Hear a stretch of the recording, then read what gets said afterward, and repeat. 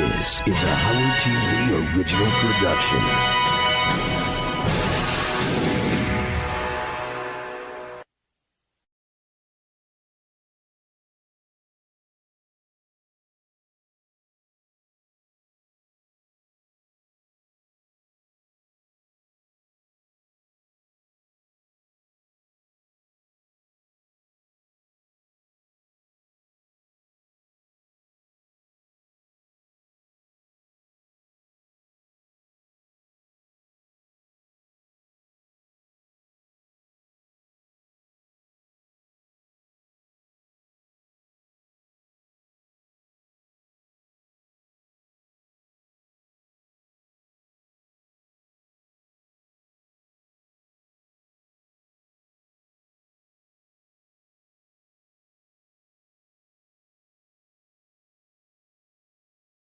Okay, if he's got the best price, then go with him. I remember even at the Club Beneath thing, you go, that Ronnie's a stalker kind of dude, so watch out for him. Yeah. And then you hired him full time. I did. I hired a guy I totally mistrusted.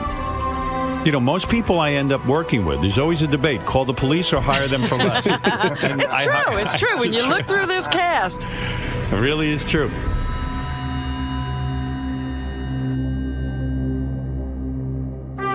Ronnie Mund. Since that fateful day when Howard decided to bring him aboard, we've learned so much about him. From his limo driving prowess. Adjust the petcock. No more petcock, pal. Gone. We have a real car now. To his proficiency with pole dancers. Look at me like you want to eat my dick. Don't be afraid to touch those tits. Those tits are nice, aren't they? Answer me, I'm talking to you. To his irate interactions with Howard. Do your job. Don't worry about his job. Do your job. Bullshit. Fucking tell me that shit. To his all-around crazy antics. Get rid of these fucking wives, shit! Let's go to Scores and fuck some whores! It's safe to say that the day-to-day life of Ronnie Mund is nothing, well, short. Oh, and you're tall. Of interesting. What the fuck is wrong with you? But never before have we locked down a camera on him for 3 weeks straight. 12 days. In the halls of the Stern Show. 12 days of, bullshit. So now, Howard TV brings you an exclusive, behind-the-scenes look at the man, the Mund, the legend. Ladies and gentlemen, we present to you the Ronnie Mund Show. Well, he's 5'6", but he still does security. A player with the women despite a gray goatee. Yeah, the little Jew jeans got an attitude. Some say he's feisty or just downright rude. He's got a gray suit with a turtleneck, keeping whack packers all in check. We call him old man like he's 84. He's driving a limo shouting, let's fuck some whores. He's Ronnie Mund and it's a Ronnie Mund Show. He's Ronnie Mund and it's a Ronnie Mund Show. He's Ronnie Mund and it's the Ronnie Mund Show. He's Ronnie Mund and it's the Ronnie Mund Show. What the fuck, man? What's your problem? What's up, Howard TV viewers? I'm Richard. And I'm Sal. Welcome to the show. Now, when we first heard about the possibility of a show based solely on documenting the day-to-day work life of a cranky chauffeur He just stands here, doesn't do anything. What would you like me to do, dance? who doubles as an undersized security guard, What would you like me to do, patrol? we were perplexed. What are you, the fucking inspector general here? But after shooting behind the scenes for 3 weeks with the ornery old man, we quickly realized that the Jew behind the J-Lo glasses was pretty damn interesting. So let's get right down to it. Ronald is a man in charge. You're working for me. A man who demands respect from his coworkers. What are you looking at? And damn it, he gets it. And when that little Jew Gene tries out a new color in his vintage turtleneck rotation, well, his fellow comrades are nothing but awestruck by his newest fashion statement. Top of the morning to you. It reminds me of like St. Patrick's Day. It's for Hulkamania. You know, it's Hulk week. Hulk comes out It's the Hulk movie tomorrow, you know? Ronnie, where's your gold? Where's that pot of gold? Hey, top of the morning to you. Hey, how you doing? Can you do an Irish jig for us? He's like a puppy. He's so cute. You just want to hug him and squeeze him. Are you wearing wearing a green turtleneck? Don't even you go there about fucking fashion. Come on, man. Oh, just want to pinch those cheeks. Oh, he's so cute. I don't know the turtleneck. Do you know the turtleneck? No, I don't know the turtleneck. That usually means you have a neck like a turtle. Oh, you're real fucking original. Go back to the camera. He's laughing.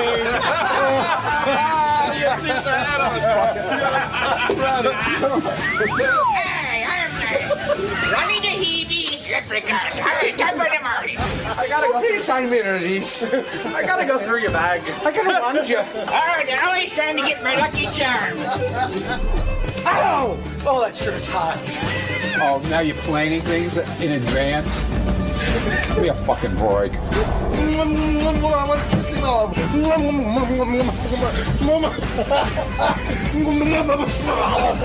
Fuck out of here.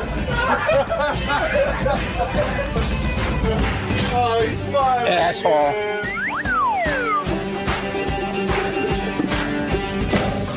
What the fuck is wrong with you? Aw, he's so cute. Really makes the Lucky Charms guy seem full size. But Ronnie's here to do much more than look adorable in green wool. He's here to keep Howard safe. And the first thing anyone in the field of security must be is alert and ready. So with the king of all media's life on the line, Ronnie's job is that much more important. So check out Mr. Mund in his constant state of unflinching awareness as he guards his one and only client.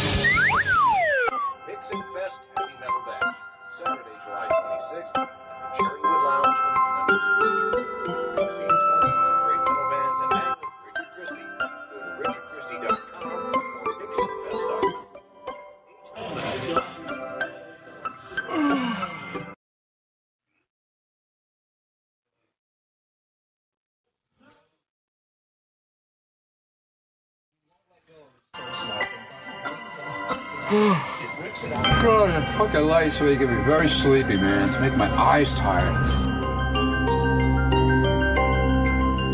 Yeah, the light is annoying, man. It makes my fucking eyes tear after a while.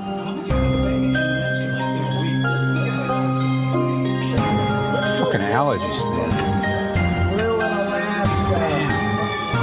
It's bad today.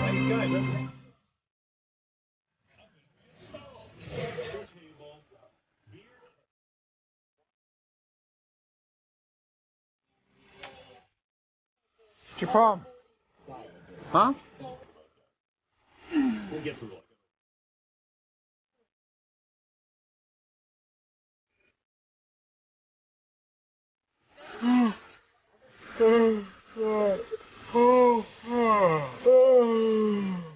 We're all tired, you know? Suck it up. Great work there, Stretch. Now we know which one of the 7 dwarves you actually are. Sleepy. Hey-o! Well, even if Ronnie's not the most vigilant security guard on the market these days, let's not dwell on his downfalls. Leave me the fuck alone. After all, how many 74-year-old men can go 4 straight hours without a nap? I don't give a shit what he says. This wasn't my fucking idea. One thing's for sure, though. Old Ronald is certainly a man of the people. I never said I was a fucking goddamn entertainer. With his even-tempered, classy demeanor... Who gives a shit about you with your fucking shit? ...and work-appropriate commentary... Shut up, asshole. He is certainly a great ambassador to the halls of Stern. 11 o'clock, I got home at 5:30 yesterday, asshole. Piece of shit. I'm gonna bring Phil Rivers in. See for yourself. Why are you laughing, DePace? What the fuck is so funny? We were there till almost... Fucking asshole. The fuck is he throwing at me? I got chlamydia. Big fucking deal. I don't care. What's up, Grumpy? What's up, asshole? What's wrong with you? What's wrong with him? He's your boss. I'm gonna go fuck himself. Fucking assholes. What's the difference? Can you hold my pole for a second? What a stupid asshole. Fucking cut your fucking balls off. Get the fuck out of here now. Watch out for the mouse there. There's a mouse. Watch out. What an idiot. What are you, blind? Why? What? I was just standing in the hall right there. Fuck you. You heard me. Shut up. What are you looking at? I'm going to bring in Vernon Taylor. Burn who? Whatever his name is. What's his name? Oh, Troyer, Taylor, whatever. Doesn't matter. Good morning, sir. How are you? Step over here for a second. Do you have a seat in here for a minute? And we'll get you right in. We're going to bring in whoever this guy is. How's that? I'm an angry little man. You're not fucking tall. If I wore heels, I would be. Fuck you, heels. Fuck you. What's the non-gay term for what shoes you wear? Yeah, right. Fucking shoes, stupid motherfucker. Stupid ass. Your fiber and oatmeal is ready. I didn't order fiber and oatmeal, okay? An asshole. What the fuck is with this fucking chair, man? This fucking thing's all broken. Get out of here. Can you stop saying that? Go in and tell him 2 hours? Yeah. God damn it, man. Fucking broken chair. You thought you weren't going to get it back again. What are you going to do with that? You going to fuck it in your ass? Huh? Huh, you fucking asshole? What the fuck? What are you always smiling about, huh? Mr. Happiness here. Always got that grin. You ever notice that? What is he grinning about? He walks around with a cock up his ass. Dick Masters. Simply excellent, Mr. Mund. Well put. Like a true Southern gentleman, you grow more demure with each and every syllable. Go fuck yourself, asshole. But Ronnie isn't all words. Why don't you fuck yourself like a girl? He's a deep and gentle soul, an enigma wrapped in thought, then wrapped again in an ugly, fuzzy turtleneck. And while we can't read his thoughts per se, let us speculate as to what old man Mund is pondering as we bring to you Mundane Thoughts with Ronnie Mund. Hey, I wonder if I should yell, "Let's fuck some whores" at Howard's wedding. That's brilliant! You gotta say it at Howard's wedding. Ricky's man will be the life of the party! Life of the party? You'll be the biggest asshole in all of New York. You remember Bubba's wedding? You were an idiot there. I want to dedicate this to Heather. Let's fuck some whores! What's your fucking problem, asshole? Let me take it over this thing. No, I'm on the radio. You're a limo driver. I'm on the radio. Oh, come on! What are you talking about? Everybody loved you at Bubba's wedding. Sure, you were an asshole, but that's what you're all about. Ricky's man is about being an asshole. Come on, act your age. You're an old man. Talk like one. Don't try to act like a foul-mouthed teenager. Come on! You're Ricky's man! That's your catchphrase! That's what you do! That's like Ed McMahon not saying, "Here's Johnny!" Ricky's man's got a phrase! Yeah, I'm gonna be the life of the party.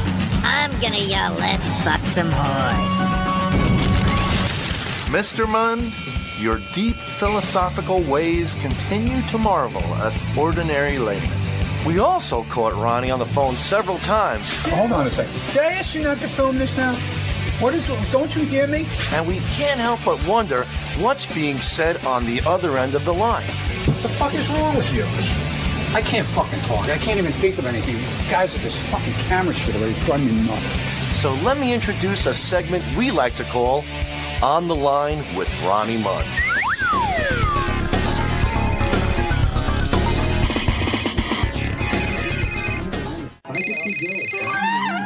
Hello? I'm Blue Iris. Hey, I know who it is. Ronnie, what time do you want me to stick my finger in your ass? The usual, like 12:45, 1, you know, that area. I'll be at 70th, okay? Oh, good. And remind me to talk to you about Thursday the 26th, okay? I want to tickle your prostate. Yeah, okay. Yeah. I'll see you later. Oh. Bye. Wow, I never would have guessed that's what he was talking about. But enough about what Ronnie's been saying. Let's find out what the people of Manhattan are saying about Ronnie as we bring you Ronnie on the Street. It's Ronnie on the street, Ronnie on the street, Ronnie on the street, Ronnie on the street. He's so cute and just over 5 feet. So come and join Ronnie on the street, yeah! Hey, it's Sal and Richard, and we're here with Ronnie on the street. And we're going to find out today how old people think this cute little guy is. How you doing today? Hi, how you doing today? Very good. Take a look at this little fella and tell me, how old do you think he is? I'm going to say he's getting up into his 70s.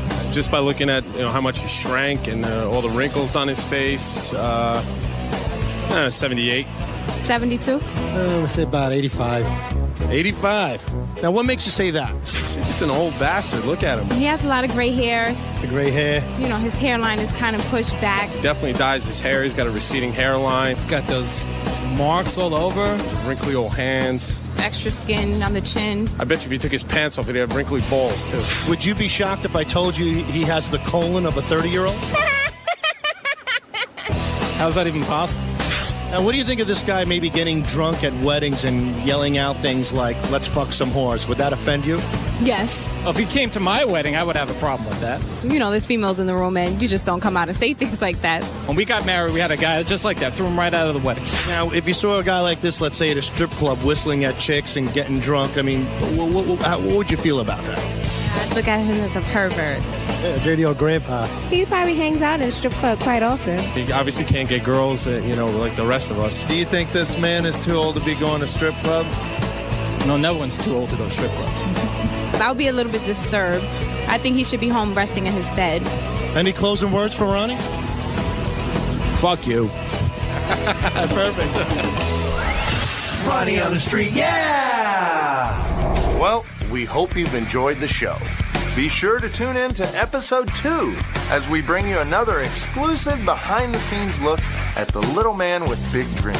10 fucking years I've been standing in the fucking hall. Ronnie, the limo driver Mund. I don't want to shake anybody's hand. Scumbag. Until next time. What's wrong with you? You're wacky, man. What's your fucking problem? What's a problem, man? What's his problem? Your fucking problem, man. What are you talking about? What the hell are you talking about in there? They're not sunglasses. What the fuck are you talking about? What you talking about? Get the fuck out of my face. Yeah, fuck you. What did I do? Fuck you and your camera. What the fuck is wrong with you? Shut that thing off already, please. It's enough. Fuck you.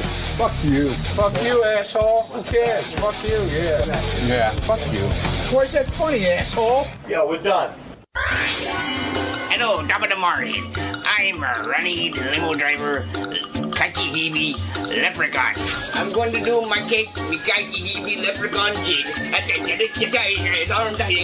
I drive a limo when I go fuck strippers, and they just have something to do with me because I know Howard Stern. I say, hey, I'm going to drop some names for you.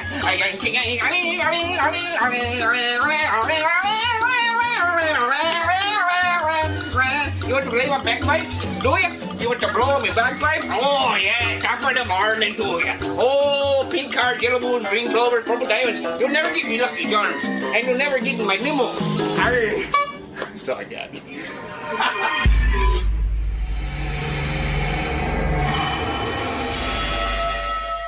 Why don't you fuck yourself like a girl? Show where we all sit around and sort of brainstorm ideas about guests that are coming on that week or just things that we can do. The clip you're about to see is the creative meeting that we had when we knew that Gary the Retard wanted to come in and celebrate his birthday, and everybody just started kicking around ideas that we could do with him. And I think you'll find it very interesting, and you'll see how stuff goes from the creative meeting and how it makes it to the air. I just want to talk about the Gary Palooza thing that we're doing. So there's two things that we haven't addressed when we bring him into when we send him to the moon. So that's what the green room is going to look like. They're going to put down, like, that's the lawn or whatever. And this, originally it was going to be flat. They were going to lay him down like it's a coffin, but instead we're going to put it up on a hand truck, and we're going to put him in here, and he won't be able to see out of it. We were going to put a dome in it, but if we see, then he'll see where we're going. So we'll bring him in the room. So there's two questions. A, we're going to start in here. I'm going to put a wireless headset on, okay? And then we're going to say, Gary, get in the spaceship, and then we're going to wheel the hand truck into that room. So the spaceship, is it a box that he can get into? It's like a cylinder, like that. Okay. And So he'll get in that. So Sal and Richard are going to be the inventor of a new spaceship. We hadn't even thought of that. I'm just saying we're going to get him from here. I'd say, okay, you're on your way to the moon. So when he gets in there, we have to I don't know if he can get out of it by himself, and we have to have someone let him out. Well, you can let him out and just run, or should have put somebody in there in a spacesuit? An alien suit. A Martian. Or should we just Martian, right? just open the door and run out? Yeah. I don't know if I put a Martian in it. That's what the moon looks like, and then. How can we mic him in that other room too? Without we have wireless headset. Oh, there is. Okay. We have wireless headset, so we're What's it like? It's very good. But we want him to be alone. I don't think he should interact with anyone. I think someone should just open the door and run out. Right. Okay. I'm bored. You pass that down? You wouldn't want the moon filled with black people or something like that, or like a planet of blacks or something like that he landed on, or. The moon looks like home. Maybe we say close your eyes. Maybe someone will come. Or put them in an oil drum and just ship them out to Harlem. Let them come out in Harlem. Because that's exactly what the moon looks like. I guess I just keep him in there. And do you want to have a person? I don't know. I just ask him what the moon's like. And you want to tell him he's stuck there? His spaceship broke. See what he does. Hold on, Gary. Yeah, don't. Gary, there's not much oxygen left. He's got to fix his spaceship, maybe. Gary, you got to fix his. Gary, listen. Also, there's been a problem. I know you're on the moon. And we'll see how long he stays on the moon. We should make him on the moon. We should make him hook up a stereo again. Remember, he could hook up a stereo. Do you want him in a suit or just his regular clothes? Does it matter to you? I think if he wore a spacesuit, that would look funny. The thing would be funny headgear, but I don't want to because I don't want to fuck with the sound. Yeah, but just a silver suit would look funny on him. Silver suit. We have one that I wore to a Star Trek You convention. get the one that my son wears for Halloween. It's got Velcro in the back. You just slip it on. Oh yeah, that's what I wore to the Star Trek convention. We have one. Gary, congratulations. No, I gave it back to you guys. You should have it. His rocket ship's powered by him going. Whee! I'll get there. Yeah. Screaming.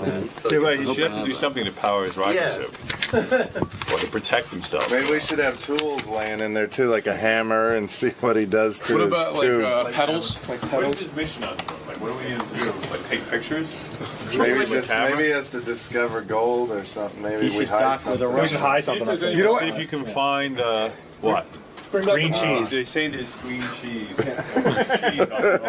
And you just have a little piece of green cheese hidden somewhere in the. Gary, we want to see how your semen reacts to the moon's atmosphere. You want to see if you jerk off if your semen stays? Sample immediately. Yeah, he's got to bring back a pound of cheese or something from the moon. And I think you should get stuck on the moon just to hang tight. To breathe very shallow. So everything goes there. Stuck on the moon. Try not to. You want to put the Howard Fist on the moon? Put the flag. Oh, that's good. Plant the flag. And ask him if he finds any cheese. Maybe you should put a couple of things in there. You know what? You should. Do you find a Playboy magazine? Did you put a square block? You should also, Howard. Is there any porn on the moon? We should get an American flag that he can put down or something. But you should say to him, Gary, it's the first retard on the moon. Everyone's waiting to hear what do you have to say. You should have a statement. Yeah, right. The first retard on the moon. You have one retarded. One retarded step for mankind. Are you guys having President Bush come in at all? Because what if President Bush comes in and says we need Gary to go to the moon? I want the first retarded astronaut. That'd be great. Yeah. Hi, I'm President Bush. Retarded president. President Would you be willing to do this for your country? Maybe President Lincoln. And when you get up there, we want you to say one small step for retarded mankind, one giant leap. Let me get this monkey out of the spaceship. You get in, Gary. I like Richard. You just make him any president. Have George Washington come. All right, that's good. Yeah. Who do you have a president coming in? Abe Lincoln. Oh, so Abe Lincoln. We had him come in last year, and he believed it. So President Lincoln wants him to go to the moon. Lincoln? President Lincoln wants to congratulate. All right. So while we're on this, might as well just go over these names. Wait, President Lincoln wants to tell you something. Gary, we're looking for a retarded astronaut. 4 stars. All right, so who are the guys? Who's coming in? So, you like the idea of a retarded fairy? That can make him. What do you guys think? You guys did it the last time. It was great. Who would you like to be? He believed everyone that came in. I know. Yeah. Well, somebody said to have another Gary the retard in here. Well, that was the mask. Yeah, but he wouldn't believe a mask. I don't think. Let's let Will go over what we have already. What do you have so far? So we had. You liked Obama, Clinton, Hillary Clinton. Hillary Clinton? It's just an idea we brought up. You don't have to do any of these. The doctor who delivered Gary to apologize for dropping him on his head. All right, that's the first one I like. You like that? Yeah, like one of you guys come in as a doctor, you delivered Gary, and you're really sorry because you dropped him on his head when he was born, and that's what made him I thought you retarded. wanted it to be, Howard, you also said God apologizing to him. And No, we turned that Oh, we down. turned that one Wait, down? do you want the doctor to say, do you think he has an operation to make him stop being retarded? And would he consent to doing it? It's experimental, or I don't know. What's your agenda? Operations, they drop him again. Yeah. That he hasn't promised to be. The great thing is, but Gary, if this operation is a success, you can no longer be Gary the retard. You'll just be Right. Gary. Because Keep remember going last to time he Howard was Stern. upset about that. Gary in Oregon. Oh, so you won't be able to go on Howard? It's kind of Right, I'll just say we can make you very smart, but you can't be Gary the retard anymore. Then bet on whether he wants the We'll send operation. him to the moon with, tell him there's a cure on the moon, and we have like some liquid potion he has to drink or find. They say there's a There's a cure on the potion moon for for being retarded. It's called semen. So we give it. So he finds it. It says, "Eat this. Let's just make a piece of Jell-O cheese or a or cookie, or something, yeah." He eats it. We go, "How do you feel?" I'm not retarded. Hey, or if he goes to the moon, he's not retarded. If he comes back to Earth, he's retarded again. This would He's take. gotta live on the moon. They say on the moon, everyone gets smarter. And lighter. We'll give him a quiz on the moon. There's no gravity. We'll say, 2 + 2 is 9, Gary. Okay, so the doctor who dropped him on his head, Lincoln's going to come in and ask him if he would do a mission for his country and go to the moon. And we had Angelina Jolie and Brad Pitt. They want to adopt a retard. How about Angelina Jolie comes in, the sexiest actress in America, and she wants to tell Gary something, and she says that she's in love with Gary. Well, you know what might be funny, too, is if Gary discovers a super hot chick on the moon, and he'll never want to leave. Like, see if maybe he wants to stay. If he stays, he gets to be with that hot chick. Yeah. Like he finds she just pops up from behind a rock or something, yeah. You like George Washington, maybe, but if we're already bringing in Lincoln, Lincoln's enough. George Bush, do we care? No, we care about him, right? If we're doing, You know that we talked about Fred's Nazi character. Fred was going to do Armus. Yeah, that was the other thing we brought up. Why is Imus on? Now that when we discussed Imus, it was. It was originally Rush Limbaugh. He went to retard for his show, I think it was. I'm wondering. No. It was that funny, I was going to say he's the greatest radio host of all time, and Gary's going to try to defend you. I thought, wasn't that what it was going to be? That could be it, but what about Imus wants a retard for his show? And, he offers him stuff like paste, candy, crayons. Get a big giant cowboy hat for Fred. Too big for his head, Macaroni and cheese. If you come on my show. Got a wheelchair, comes in. Yeah, oxygen. The oxygen take it. Then just comes in and he's like, "Oh, Gary, I have a radio show and Howard doesn't pay anything. Would you be on my show for $10? Come work at the ranch." I'll be like, "Gary, you can't do that. You're on our show, but I'm going to pay him." No. You can suck the blood of young cancer kids. So we sell Gary We need Gary here. We know the answers already. What is it? Oh, you want to give Gary magic beans or something? Imagine, I was just saying, sell him to Imus. Like, we'll barter, we'll barter him right in front of him. He'll freak out. Be like, yeah, I'll sell you, Gary.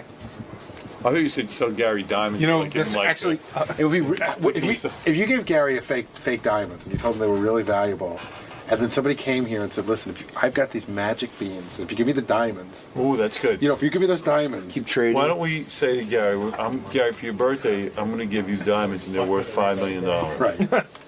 Then the next guy comes in and goes, "Look, Gary, I heard you have $5 million.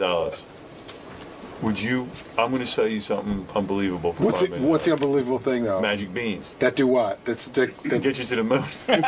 How about since he loves Magic topless beans are- chicks? What about the beans? All They of a grow sudden, into hot topless chicks, chicks yeah. pop up with these magic beans. Boobies. Fuck that. You know what I mean? All right, forget the magic beans. it's Forget getting- the it's getting- diamonds. it's getting intricate. So far, you got in the green room. So far we have the doctor who dropped him on his head, Lincoln to take him to the moon, Angelina in love with him, Imus wants a retard for his show. That's enough. That's Yeah, good. I wonder if Angelina Jolie would work. Do you I think well. she'll come in and stuff? Or? Pass it on Obama. Why would you have Jimmy him? Kimmel. I don't know. It'd be funny to see what Gary has to say to him. I don't when think he Gary gets- knows who he is. Well, So when you back me for president, it'd be funny if we come in with an. The only other one we had on the I need the retarded vote. Well, you know what might it's maybe the governor of New York. The new governor. No, a lot of those Governor's were sexy. we passed on. Governor Patterson. Come in with a dog and a stick. Oprah Winfrey was another one. Someone threw out. Shane would have been good for that. Artie is Oprah. The beard. Nah, I like what you have. We got that, so that's 4. What about Did Hitler? somebody say Hitler? What Then was he can Hitler? come in and- What's his agenda? He wants him to Help me out. He's heard, some of the things he said about Jews. Oh yeah, Gary, we heard you hate Jews and want you to Present him with like a swastika or and something. you say, Gary, let me give you a quiz to see if you really could be a Nazi with us. Yeah. And be like, is that Fred too? Is Howard Jewish? Well, Fred will Like, do what is- Imus. You could have either one of you guys could be Hitler. Well, Fred could do. I would love it if Hitler said, "Will you help me eradicate the Jews?" And he says yes, and then we ask Gary to eradicate. Say, you come in and you go, look, our group, the Nazis, want to kill all the Jews. Are you for that? What about We could give him a spray bottle. Say, here's a spray that kills Jews. Can you go around to every Jew in the office and spray them, That's please? interesting because it'd be interesting to see who he thinks is Jewish. Yeah. Why? Just go up and ask people if they're Jewish, and if they are, spray them. Find Mal in the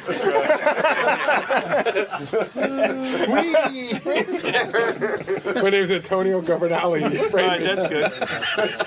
I'm a Jew. A Jew spray. Jew be guards. Manuel Ortega. Sanchez, you're Jewish, right? All right, that's a good agenda. That's enough. Unless if you ever think of something before he gets here, run it by me. So there was a fascinating look into how we operate. I think it's interesting to sort of pull the curtain back once in a while and see how stuff gets from an idea onto the show. So I hope you enjoyed it. I thought it was pretty cool. So consumed that I'm going to this thing. I still don't know where it is. That's the problem. It's an hour and a half out of Manhattan. I'm leaving 3 o'clock to get there at 5:30. 5:30. 5:30 appointment. The wedding starts at wait a second. 3 o'clock. It's 5. You're right. 5. Yeah. See, you're gonna screw me up. Yeah. Sorry. I know am I leaving 3:30 or 3? Hey Ronnie, what time am I leaving for Jason's wedding? Ronnie gave me all the advice. He scoped it out. All right. I'm so totally consumed. I'm like planning, it's almost like I'm planning, how many things to bring in the car with me. Right. So Like, keep me what busy. do you pack? Yeah. What time am I leaving? Like 3:30. 3:30. 3:30, quarter to 4. Quarter to 4. Oh, you can even do as late as quarter Yeah, to it's 4. like an hour and 15 minutes. That's what time I'm leaving the city. Are you going to do it in all in Quarter one? to 4, I'm meeting Will. Are you going to do it all in one drive, or are you going to get a hotel halfway there? Yeah, maybe you'll start Friday. Dominic Barber called Jason and goes, how come you didn't invite me to the wedding? He heard I'm going, so now he wants to be there. That guy's so transparent. He doesn't even know Jason. Isn't he going through something right now? Yeah, Should he stay really home. be at a wedding?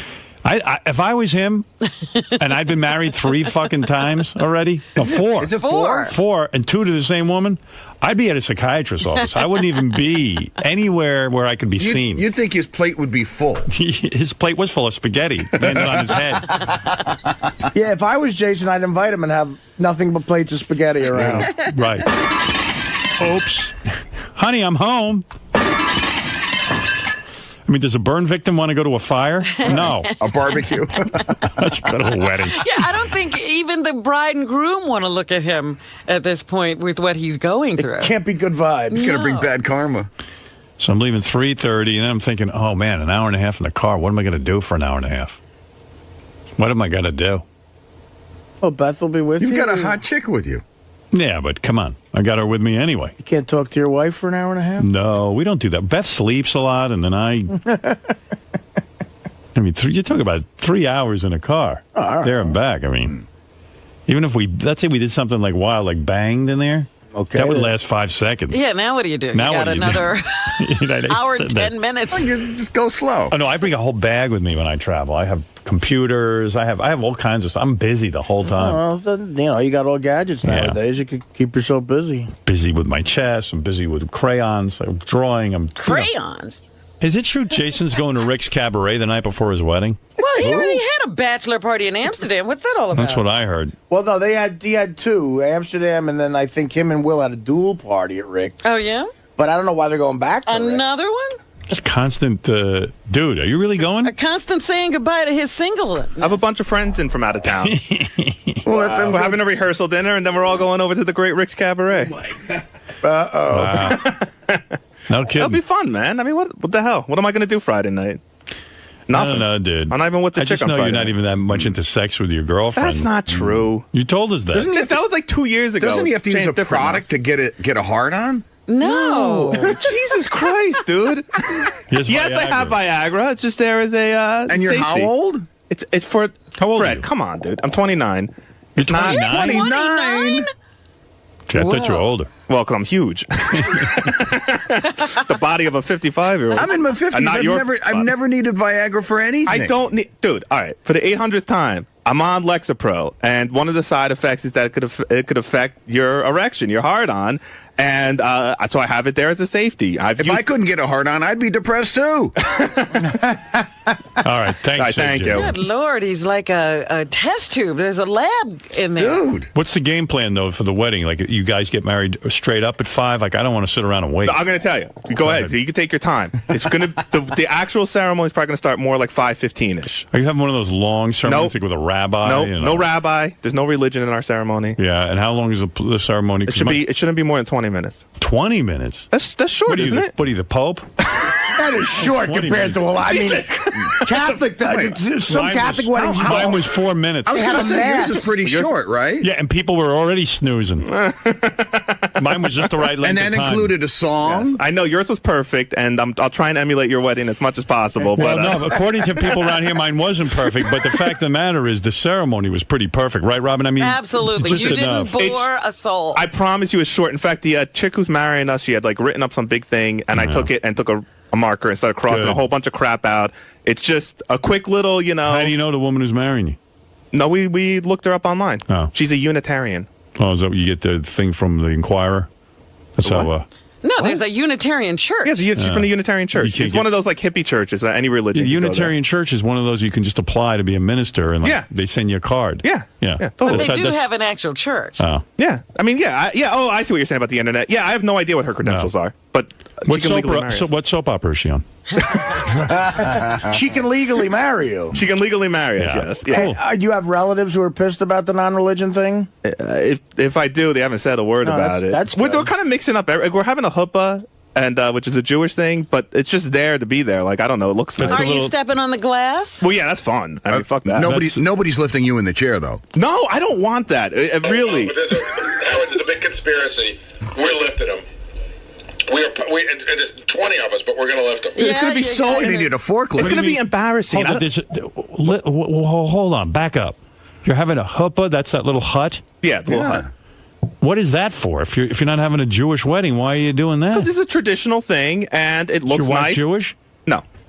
So why are you having a huppah? She wanted the huppah, actually. Why? What does it mean to her, and what does it mean to you? Well, for you're me, gonna build a little hut. No wonder you're over budget. Are you over budget on that wedding?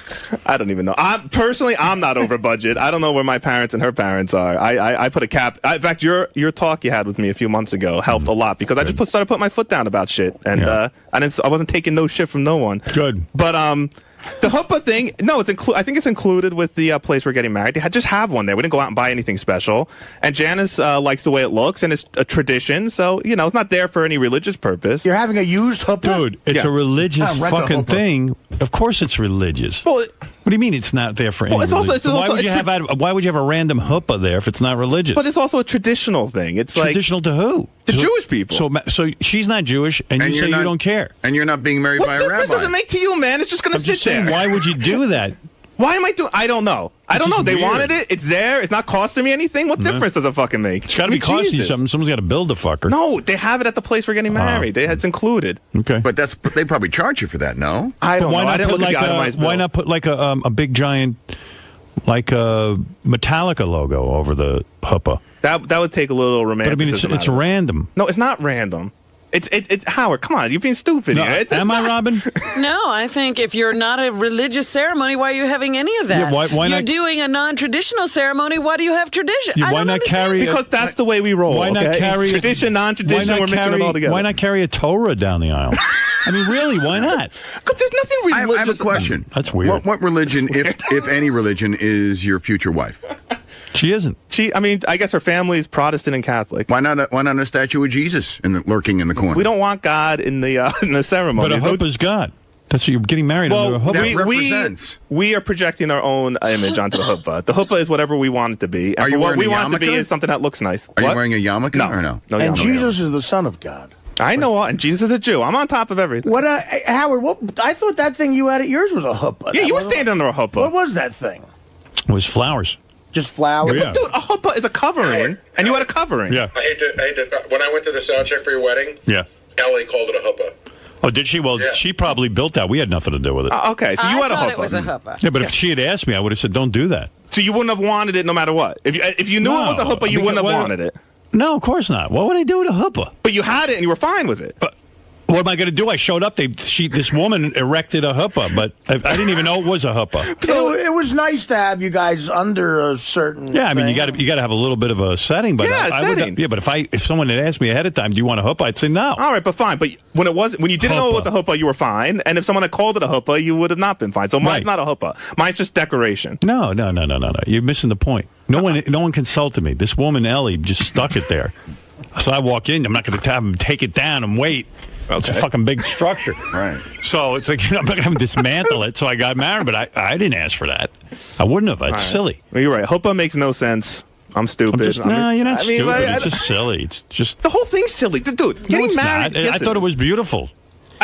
You think getting married is silly? I think. Why are you doing it? Why are you getting married if it's stupid? No, I want to be married. Why? Because I love my fiance and I want to spend the rest of my life with her. And I think there is something. If you let me finish, I think there's something. I don't even care. Come on. I mean, I don't even care. I'm just coming. How many people you got coming? About 175. Wow. Big wedding. Yeah, no. Jason, do yourself a favor. Beg Howard not to come. I'm going to give you one last hour. Yeah.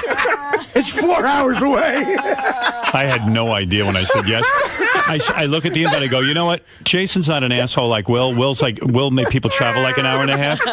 I go, Jason's a cool guy. He's having a ride over in Jersey. I said, I'm going. And sure enough, like who knew you could even go an hour and a half into Jersey and find somewhere to be married? You should be out of Jersey by that time. Yeah, to me that's like deliverance. We're going to be out in the woods somewhere an hour and a half. You thought you're in Virginia by then. Yeah, I mean, like I don't know where I could be in an hour and a half.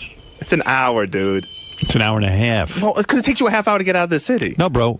That's an hour and a half for me. But I don't care how long it takes me. Yeah, you got to count that in. I love people who go, it's 20 minutes. But then again, where you live, it's 40 minutes. Yeah. Well, if you don't hit any traffic, you could be out of the city in 5 minutes. You know, the city is the factor. According to Ronnie, it's an hour and a half. Ronnie was just in here and said an hour and 15 minutes. He told me an hour and a half. Okay. Whatever. If you don't want to come, you don't have to. Boy, there's so many spots in Jersey. Just even by where Artie lives, there's a fucking million halls. Oh, my God. There are? Well, I mean, that's all they have. I know where Artie lives. There's no hall near him. There's an Elks. That's perfect.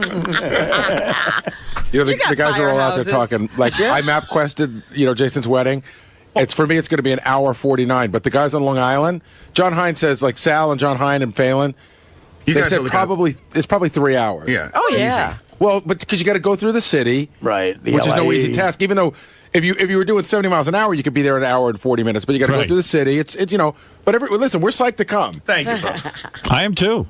All right, good. I hope everyone's gonna have a good time, man.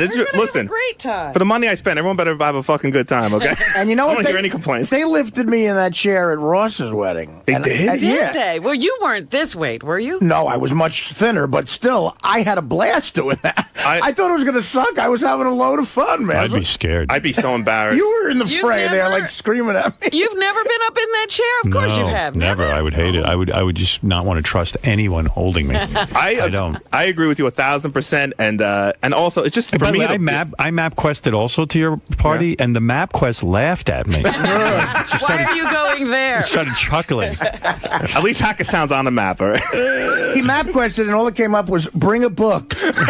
Bring your computer, bring a book, fuck your wife. Make sure you have water. Bring Scrabble. All right, dude. Thank you, dude. Oh, God, I can't wait for the Monday after your wedding. I'm sure it's going to be lovely. Water and treats. Can't wait for your review. Believe me, this guy totally blew it. He's spending so much money on this wedding, and he doesn't have a pot to piss in. Well, I feel he still has college loans. You know what is ridiculous? He's got college loans. You know what is ridiculous? And now he's got wedding loans. They're not going with the religious thing. So why? Well, how did it get so big and fancy? Right, exactly. Why put yourself through that financially when you have those Because issues? he's royalty. Yeah, He's like the Kennedys, except fatter. Yep. Jason's so upset. So he just map quested it from Midtown to where his wedding is. 55.2 miles. It should take 1 hour and 10 minutes. 55. But it does say. Can I tell you something? Up to 2 hours in traffic. Of course. Listen, let me tell you something. I drive to Long Island a couple times a week. I'm a divorced dude. So where I used to live is about 25 miles from Manhattan. And that takes how long? There are days that takes me an hour and a half to go 25 miles. Yeah, the only saving grace I would say is it's a Saturday afternoon and you're leaving the city, so you shouldn't encounter much traffic. For some reason, Gary, I know but like going through the Holland or Lincoln Tunnel on the weekend. A weekend afternoon is insane for some reason. We don't live in like a place where you get on the interstate and you go, straight through. Zipping we're not living in anywhere, Kansas. I'm going 6 miles out of my way because I'm taking the Tappan Zee Bridge rather than the George Washington Bridge because I wouldn't want to be on the George Washington Bridge ever. No, that's that's definitely a better way to go for you. But it's out of it's extra time. But it's worth you got to go farther away. I got to go upstate to cross the river. Wow. So 50-something miles. 55.2. Yeah, 55 miles is daunting to us here. How far is Manhattan from like Stony Brook? Probably about that. Okay. You know how long I'd say it takes? probably about that. It takes at least 2 hours to get out to Stony Brook. But Long Island is on a trafficy day. Long Island's a different animal. It really is. It's always, there's only two roads. But it depends, too, on what road you're on in Jersey. Right. Are you on the Garden State Parkway? Are you on the Turnpike? What do you want? I'm taking the Garden State. Oh, boy. That's the good one. I'm taking That's a the jet. good one, yeah. I'm going to jet in. You should copter on top of the restaurant. They don't have an airport. They don't have an airport there. You have to parachute out of the plane. Howard, would it be really arrogant if you just, helicopter landed right in the front? Blow the bride off the altar. Yeah, what exit is it off the Garden State Parkway? Does it say there? Yeah, let me see. Where are we going? That could get me to figure it out. You're not going. No, I'm not going. I'm just saying I'm going to give you my expertise. I used to drive a cab in that. I don't know. Whatever the exit is off the Parkway, I could tell you easily on a Saturday. Actually, going down on a Saturday shouldn't be bad on the Parkway. Right, getting out. It's getting out of the city. Yeah. But I mean, with you guys, that you got to think of that. It's part of the trip. I'm thinking of it. Trust me, I haven't stopped thinking and about it. Depending on what street fairs they pull out of their butts this weekend, you may not know how to get to the tunnel. Manhattan to Stony Brook is the exact same distance. Okay, 55 miles? You believe that, Ronnie? Exact same distance, Stony Brook to Manhattan. Yeah, I know. It says an hour and 10 minutes, okay? That's with no traffic. With no... There's nobody on the road Scott but the engineer, the big shot out there, is telling everybody, yeah, you won't hit no traffic on the West Side Highway on a Saturday afternoon. All right, all you have to do is have one accident, Yeah, anything. he's so full of shit, he doesn't know what he's talking about out there. And Lisa G's going, oh, it's the same as going to the Hamptons. Why is he complaining? That's a long drive. Because I'm only going there for a wedding. Yeah, and then he I come stays over when he goes. Why is he complaining? Because I spend the whole weekend there. Or Yeah, a week. I know, but That's the point. That's how far it is. I wouldn't spend the fucking day there. You can't even comment on something that's stupid. I was talking to that's somebody. idiotic. I was talking to somebody Hey, who was Howard? going to the wedding the other day. They are staying over. Yeah, there's a lot of people are, yeah. Yeah, because I want to spend the weekend in Hackettstown. Town. Because that's fun. I just looked at my MapQuest. Yeah. I'm 89.7 miles away. Oh my God. Why'd this You fucker should do stay this to us? over. I was hate going Jason. to, but I said, it's in New Jersey. Nobody looks until the last second. I know. Jason's really backstabbing us. Getting married and everything. Yeah, I mean, really, dude, give us a break. Him and Will dropped in the same within a month. Right. I don't like back. you. I don't. You guys are the only friends and coworkers I have that live in the city. So Okay. all my other family and Live in stuff Hackettstown? live in New Jersey or lower state New York. Great. Sorry. Thanks. Sorry, sir. You were out and you pulled yourself back into the wedding. I know. So I don't feel bad anymore. I was yelling at Beth for that. She had nothing to do with it. You were out. All right, thanks, man. Thanks. Good luck. Hope to see you there. Jason. What?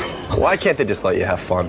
Well, listen, if this was the morning zoo, I'm sure no one would even mention it, but this is the Howard Stern show, and, everything's got to be a problem, but, it's fine. Don't worry about it. I'm good. You brought up a good point. Howard had a hubba as well. Yes. And he sort of weaseled his way out of it. Why didn't you pounce on him more about that? I tried to, but then he wanted to kick me out of the studio. Look, here's the deal. Howard thinks everything he does is the perfect right way to do it, and that's how everybody else should do their things. Right. And I disagree with him. I think Howard's wedding was very nice, and he did things his way. I'll do things my way. And if he doesn't like it, I'm sure we'll hear all about it the Monday after my wedding. So realistically, your wedding's a little over an hour outside the city. Yes. Not an hour and a half. No. There's going to be 175 people there. Yes. You're going to have a few, trinkets of tradition in there. Just, sprinkled in, just a little ambiance, basically. Right. Jewish ambiance. But overall, it's non-denominational. We're getting married by a Unitarian. There's no rabbi. There's no priest. There's no yarmulkes. It's not a kosher wedding. We're really trying to keep God, away from this wedding. Right. So that's it. And if Howard's got a problem with my chuppah, then I don't know. Maybe he'll lose sleep over it, but I'm fine. Hopefully, he'll have a couple of his vodka drinks and loosen up and have a good time. Oh, please, I beg you, please, someone get a few drinks in Howard so he loosens up and has fun. Please. Well, good luck, man. Thank you, dude. Sir. Hey, next time you see this fat body on TV, I'll be married. And let me tell you something. When I get married, I've decided I'm going to really let myself go. I'm going to stop trying to maintain. You know what I mean? Like now that I'm off the market, I'm just going to kind of relax and just kind of not take care of myself. Let's get a shot of that hand before you become Lord of the Rings here. Let's sit. All right, next time we see you, you'll be shining. If you can see it through all this.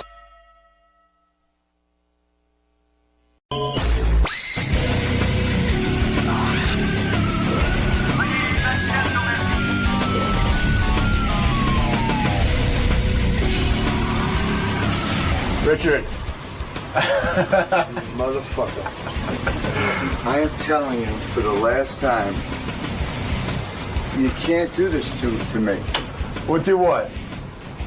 Keep walking and then you'll fall off the fucking pier. Come on, man, right this way. Oh, don't fucking order me around, you little piece of shit. Why? Why should I follow you? Because this is... You're going to put me in a green room with no food. We're going to put you in another green room. After hear Howard say, I guess Richard wants to come in the show after 30 years, I helped him get a show. Yes. If it wasn't for me, he wouldn't have a fucking show. So what's going on, man? Everything. You want to know what's going on? Yeah. I think Curb's going to come back. I have a feeling. I have a couple of projects of my own. I'm touring endlessly, and I can still have intercourse. Richard Lewis is here. He's on his Misery Loves Company tour. Richard was recently saying that he hates getting older. And I understand. I went to the dentist yesterday. Oh, there he is. A lot of the guys were commenting on the way Richard dresses. They say he always wears a Nehru jacket. He still has Nehru. Well, this is what's aging him. Yeah, that's what's aging you. You would look much younger if you got quite a nice hello after 6 months. Why do you always say the guys want to know? I got to take a shit. Is there a private John? You can use it.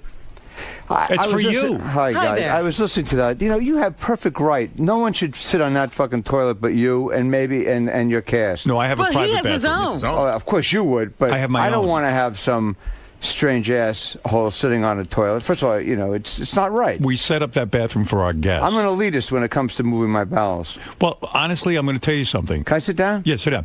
That bathroom was set up for guests, actually, and it's pretty embarrassing when the guests show up and there's shit on the floor. Like one of our guys shits on the floor. Is that a tattoo on your hand?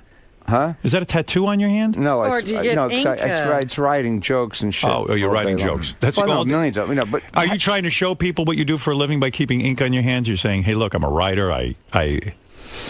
Two things we notice about you. You always wear Nehru jacket, like a Nehru kind of look. Yeah. The guys notice it's this, a little not me. homage to Lenny Bruce. He used to wear them a lot, and I like the look anyway. You dress like Lenny Bruce. I'm not a fucking whack job. I like Nehru. You're not a whack job? You're willing to go out on a limb like that? That was a stretch. Do you wear Nehru in honor of Lenny Bruce? Is that what you're here to say? I saw him in a jacket once, and I went to look for a Nehru jacket, and I found about 8 or 9 different types, so I bought them all. See, I thought you were a fan of the Emperor of Japan, not Lenny Bruce. By the way, for the shit, you can take a DNA test and find out whose shit it is on the floor. And the other thing guys noticed about Richard Lewis, these I are love my when you guys. listen to me. I'll say like I committed suicide. You go, you don't like minor birds, do you? I don't listen to you. It's fine. I love it. Like, do you wear a top hat in honor of Lincoln? I mean, how else do you dress? Who else are you honoring with your garb? Yeah. Well, I'm wearing the It's a tramp tribute. outfit. But you're one of the few. The Keaton hat. That's really an unusual thing, really. I'm like Jewish Carrot Top now. You love Lenny Bruce, and you dress like him out of homage, I guess. Well, look, Peter Sellers wore Nehru outfits. Do you love Nehru? Gandhi. You love Nehru. This Love jacket. Nehru. This Well, jacket. Gandhi wore a diaper. Yeah. Well, over a big diaper. No, it's very interesting because he does. He wears Nehru all the time. I think I'm one of the best dressed comics that ever lived. What do you think of that theory? I don't believe you see that. these schmendricks come in here. You look good, though. You always have a nice look. And the other thing is, too, your smell is unique. And Gary said to me, all the guys are saying, Richard always comes in with this very soapy smell. A soapy It's not smell. soapy, thank you. What is it? That's not... What is it, a cologne? Aqua de Silva. I've worn it for 40 years. But you put a lot on. I mean, it's part of who I'll you tell you are. the truth. I put a funnel in my ass and it's everywhere. Aqua? You want to know something really bad? Salva. Every chick that I went out with since college loved it. Wrong. My wife hates it. Of course. You know what she feels? It smells like soap. It's soapy. I feel like she feels like you, and it pisses me off. Feels like you're overly showered in some way. That's what she says. It pisses me off. Every other person I cheated on everyone but my wife, and the one woman who I finally marry hates the way I smell. But you realize what it is. Women shouldn't really be that aware of that smell. Why in other not? words, you're probably putting too much on. I put a whole shitload on. Yeah, I mean, I can smell it from here. You can't, can you? Yeah. You know, you recently said you hate getting older, and I was at who likes it? Yeah, I was at the dentist yesterday. Yeah. Now, I've been having a thing that whenever I drink something really cold, it hurts my tooth, like a cavity. So You're I said, getting that pain. well, I had this pain. Maybe you have a nerve problem. Maybe I had a problem. So they took x-rays. They don't see anything. The guy figured out, Dr. Kaufman figured out. He says to me, when you get older, your gum starts to recede a little bit. That's true. I heard that too. Yeah. Your But nerve 20 is years ago, I heard exposed? that. Yeah, he goes, it's nothing, they put some stuff on it, but it's horrible, right? Getting older. You don't like it. I have a torn rotator cuff, torn bicep, I had a hernia. You're a mess. A ball popped out of my groin. I didn't know what it was. I thought it was a tumor. Did you get an operation? Yes, so I went back because it's hurting for the last year. So the doctor, who's a genius, he brings in a protege. So they both put each finger, up one ball and one on the other. I almost had a fucking heart attack. Why do they each need to put a finger on your balls? Do you think because you're a he's celebrity? showing the protege how to do a hernia test. You? But why do you have to you're be a the celebrity. crash I would test imagine dummy? you must be. You should be treated a certain way. Only I swear one to God, this is finger. the truth. Right. When you go for a physical, you got to take urine. Give you urine. Yeah. For 30 years, because I'm such a hypochondriac, they give you this little thing where you're supposed to take. I don't know how you do it. You're supposed to put it under your ass while you're taking a dump, and then take a little piece of a fudgicle stick and smear it, and then take another side of the stool and smear it, and then do the same thing for 2 days in a row. It's because you got to catch the shit while it falls out. What are they testing your shit for? I don't know. Cancer, polio. I don't fucking know. Polio? I'm going to die eventually. Do you think you can detect polio for your shit? Maybe. He's got polio of the anus. Your doctor has you shit on a little stick. No, you got to catch the manure like a butterfly net. Yeah. And then you take it comes with a stick. You take, and it says the directions are hilarious. I think they're fucking with you. One piece of duty. Yeah. It doesn't say duty. Right. One piece of stool from one half of your stool. Right. And then the other half. And then do it the same thing the next day and mail it in. So I went to my doctor. I said, do you think Jack Nicholson and Liz Taylor are shitting on this and doing this with fudgicle sticks? So did they find anything in You your know what the stool? doctor told me? What? You're the only guy in 30 years who's ever sent this shit in. I knew Nobody it. else does. Oh, no one else. They'd rather die than catch their shit in their own Of hands. course. I mean, So I'm never going to do it again. oh my God, I'm But so you look in sorry pretty for good you. health. How's your wife? My wife's great. My marriage is good. Yeah, mine too.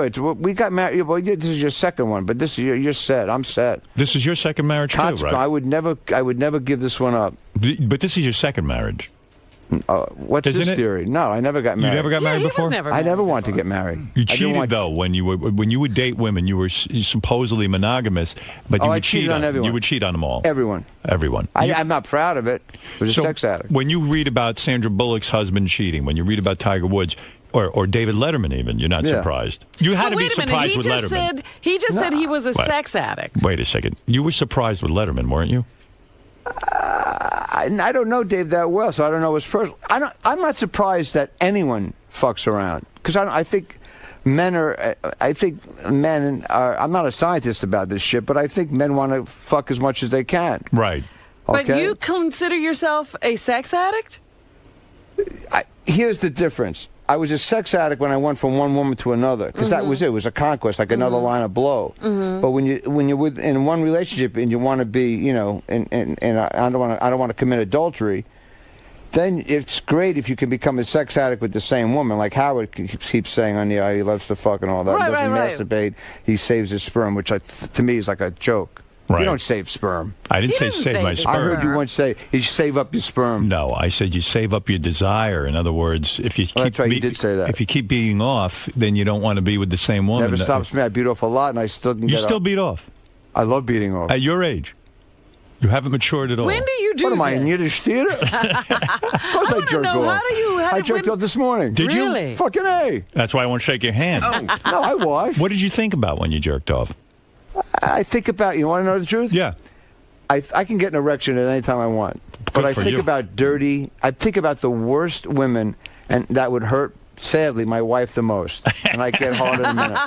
Girls with swastikas on them. I could, that Jesse I don't James's like. girl? But you know, I heard about that Bullock thing. Yeah. How can you not know that something's going on? It's hard for me to believe. Well, first of all, she's an actress that was away for several Months months. at a time. You know, Right. to making these movies. So she really isn't that aware. Wow, And, you know, it's unbelievable. But when he's doing it while she's in the garage, because that's kind Is that of what he crazy said? not I missed to know. that. That's what They were one of fucking the, while she was... Yeah, he was taking girls in the garage office while she was in the other part. Listen, All right. I know you hate anti-Semitism, but Well, if a of course, really and hot, racism. if a really hot chick, Yeah. it's going to blow you. Was But- it, and it was but- a neo-Nazi? But she sees white power. You see white power on the Yeah, back of she's her got legs. the swastika I don't get on blowjobs the from arm. Nazis. You don't get blowjobs from Nazis? Never. I would take the blowjob from the Nazi. I would. You would? I'd be honest. Yeah, afterwards, I would scold her, but In other words, you'd come and scold? Yeah, if she was really super hot and I'm banging her and I see the swastika on her back, I'm Yeah, but going you're to only finish. half Jewish. I'm totally Jewish. It's not allowed. Maybe It's in that's the what Torah. it is. Why? But I'm- what cured your sex addiction? Was yeah, it that's going? what I wanted to I'll know. tell you Did what he cured get it. treatment? Was it going to therapy? No, getting sober. Getting sober. Because here's the deal about Tiger Woods and all these guys. First of all, if he wasn't married, he should do whatever the fuck he wants. Of course. It's consequences. These people don't know. They don't think they're going to get caught. It's a fucking joke. Right. It always catches up with you. And a sex addict. And whoever you're fucking, I used to fuck a circus clown. That's true. I know that's true. You're not making a I joke. actually told this story yesterday. I don't mean to repeat it on some show. Go ahead. But I won't do the thing. It's not a routine. Well, tell me. There was a circus, at 6'1", high heels, black stockings, the black bra, dark, hot red lipstick. Right. She was good looking. Unbelievable. And much I taller wasn't than married you. at the time. She was 6'1". Yeah, great in bed. Right. But she was 70 miles from Hollywood. Right. And I said, do I have to really drive 140 miles round trip when I can jerk off in 8 seconds? Right. But you're compelled. It's not even about the sex. It's the it's the addiction to people. It's like an addiction. It's like you want Right. it. It's sad. But here's the difference. And I know I sound great, like Gandhi here. But if you get a blowjob from somebody, right? Okay. So this is what happened once. It was during the Jewish holidays, right? And this girl was cooking a brisket to break the Yom Kippur fast. She was a Jewish circus clown. Yes. Wow. You don't hear about that a lot. Thank you. Yeah. Thank you, ladies and gentlemen. The Tempe soundtrack. So she was cooking. But if you make love with somebody or get a blowjob, your penis is responsible not just feeling for your girlfriend, right, but for the woman who just blew you. Right. Right? So it's a three-way problem going on. So this really happened. The woman said that the tall man who loved me was a fan of mine. In the circus. Yeah. The He's world's 7'9". tallest. 7'9". He had a thyroid problem. Right. He died. Wait a second. And he asked her that in his will I want Richard Lewis to be a pallbearer. The 7'9" guy wanted so when you. I went there, we fucked. She says, Tall Teddy died. I said, Tall Teddy died? I'm sorry to hear about that. I liked him. Because I went to see her once perform. I had to do that. So you knew all the other circus performers? Yes, the midgets and the dwarfs. You weren't ashamed to but take Tall her in Teddy public. died. Right. And she says, and we just had intercourse. I didn't, Right. and my Jewish girlfriend at the time was making food brisket to break the fast. Okay. I'm not that religious, but I fasted because I wanted to diet too. Okay, I see. So the girl. But I didn't go. The circus clown wasn't Jewish. It was your girlfriend. No. Right. Yeah. Way not Jewish. Oh, okay. Now I got it. I said shalom. She thought I was saying manure. She had no clue what I was fucking saying. So she wanted me to sleep over and go to the funeral with her right. to hold Tall Teddy's casket. And I said, there's no fucking way. But she says, we just fucked and you're not doing me a favor. I went, my wife, not my wife, that was a Freudian slip. My girlfriend's making brisket. My girlfriend is making a brisket. She didn't know what brisket was. Right. The whole thing was a mistake. I'm screwing someone who doesn't know what brisket is, doesn't know what Yom Kippur is. In other words, I can't take it anymore. So I did all that shit, didn't you? If you weren't a sex addict, in other words, you wouldn't sit and drive 80 miles to get a woman. No. You wouldn't be fucking. Well, I would probably. You wouldn't be fucking a circus clown, is what you're saying. No, I would if she was within 10-mile radius. Yeah. You got to be a fucking clown yourself to drive 75 miles. But yet you claim, with all the women that you would go after, with all the wrong types of women, still the swastika would have kept you away, even with your sex addiction. There's no blowjob with a swastika on someone. Then you're no addict. I wonder if that's true.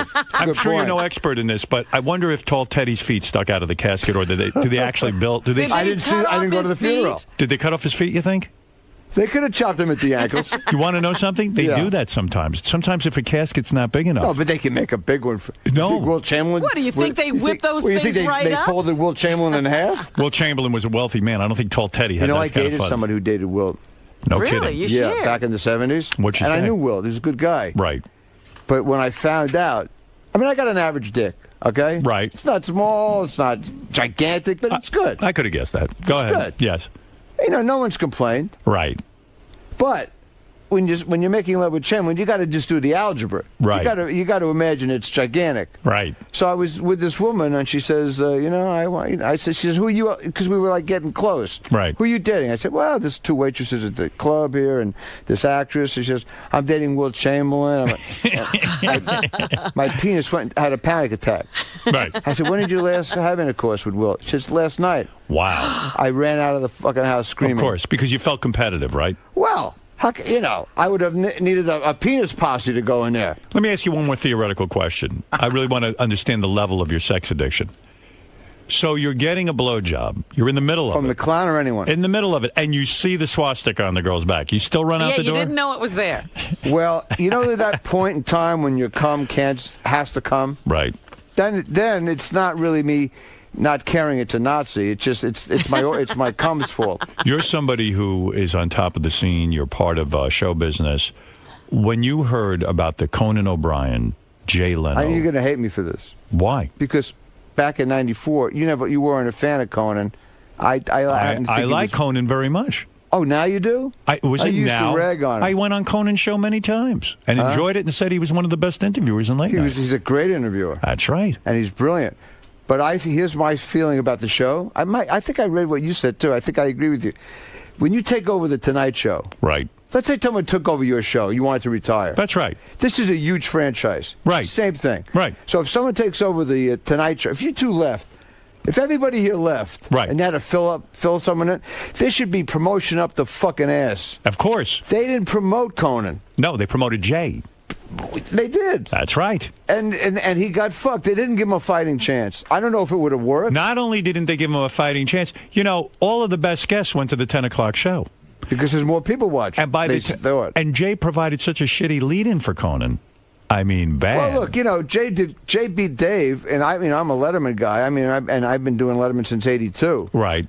He's been great to me. But I mean, the point of the matter is, Leno, if you want to count the fucking ratings, he killed Dave. Right. Dave would be the first to admit it. I don't even know why they made the fucking move. I've been fired from jobs. NBC humiliated me. I saw your movie. It was a good movie, by the way. Thank you. NBC humiliated me. Movie was made 15 years ago. He finally saw it. Well, it was on Thank you for watching. When I was at NBC, I was fired. 15 years ago, that movie was? Yeah, I don't know. 12 years ago. You look better now than you did then. Absolutely. And you look better now, too. too. Last time I was here, do you tweeze your eyebrows? Me? Did he say that to you? Yeah.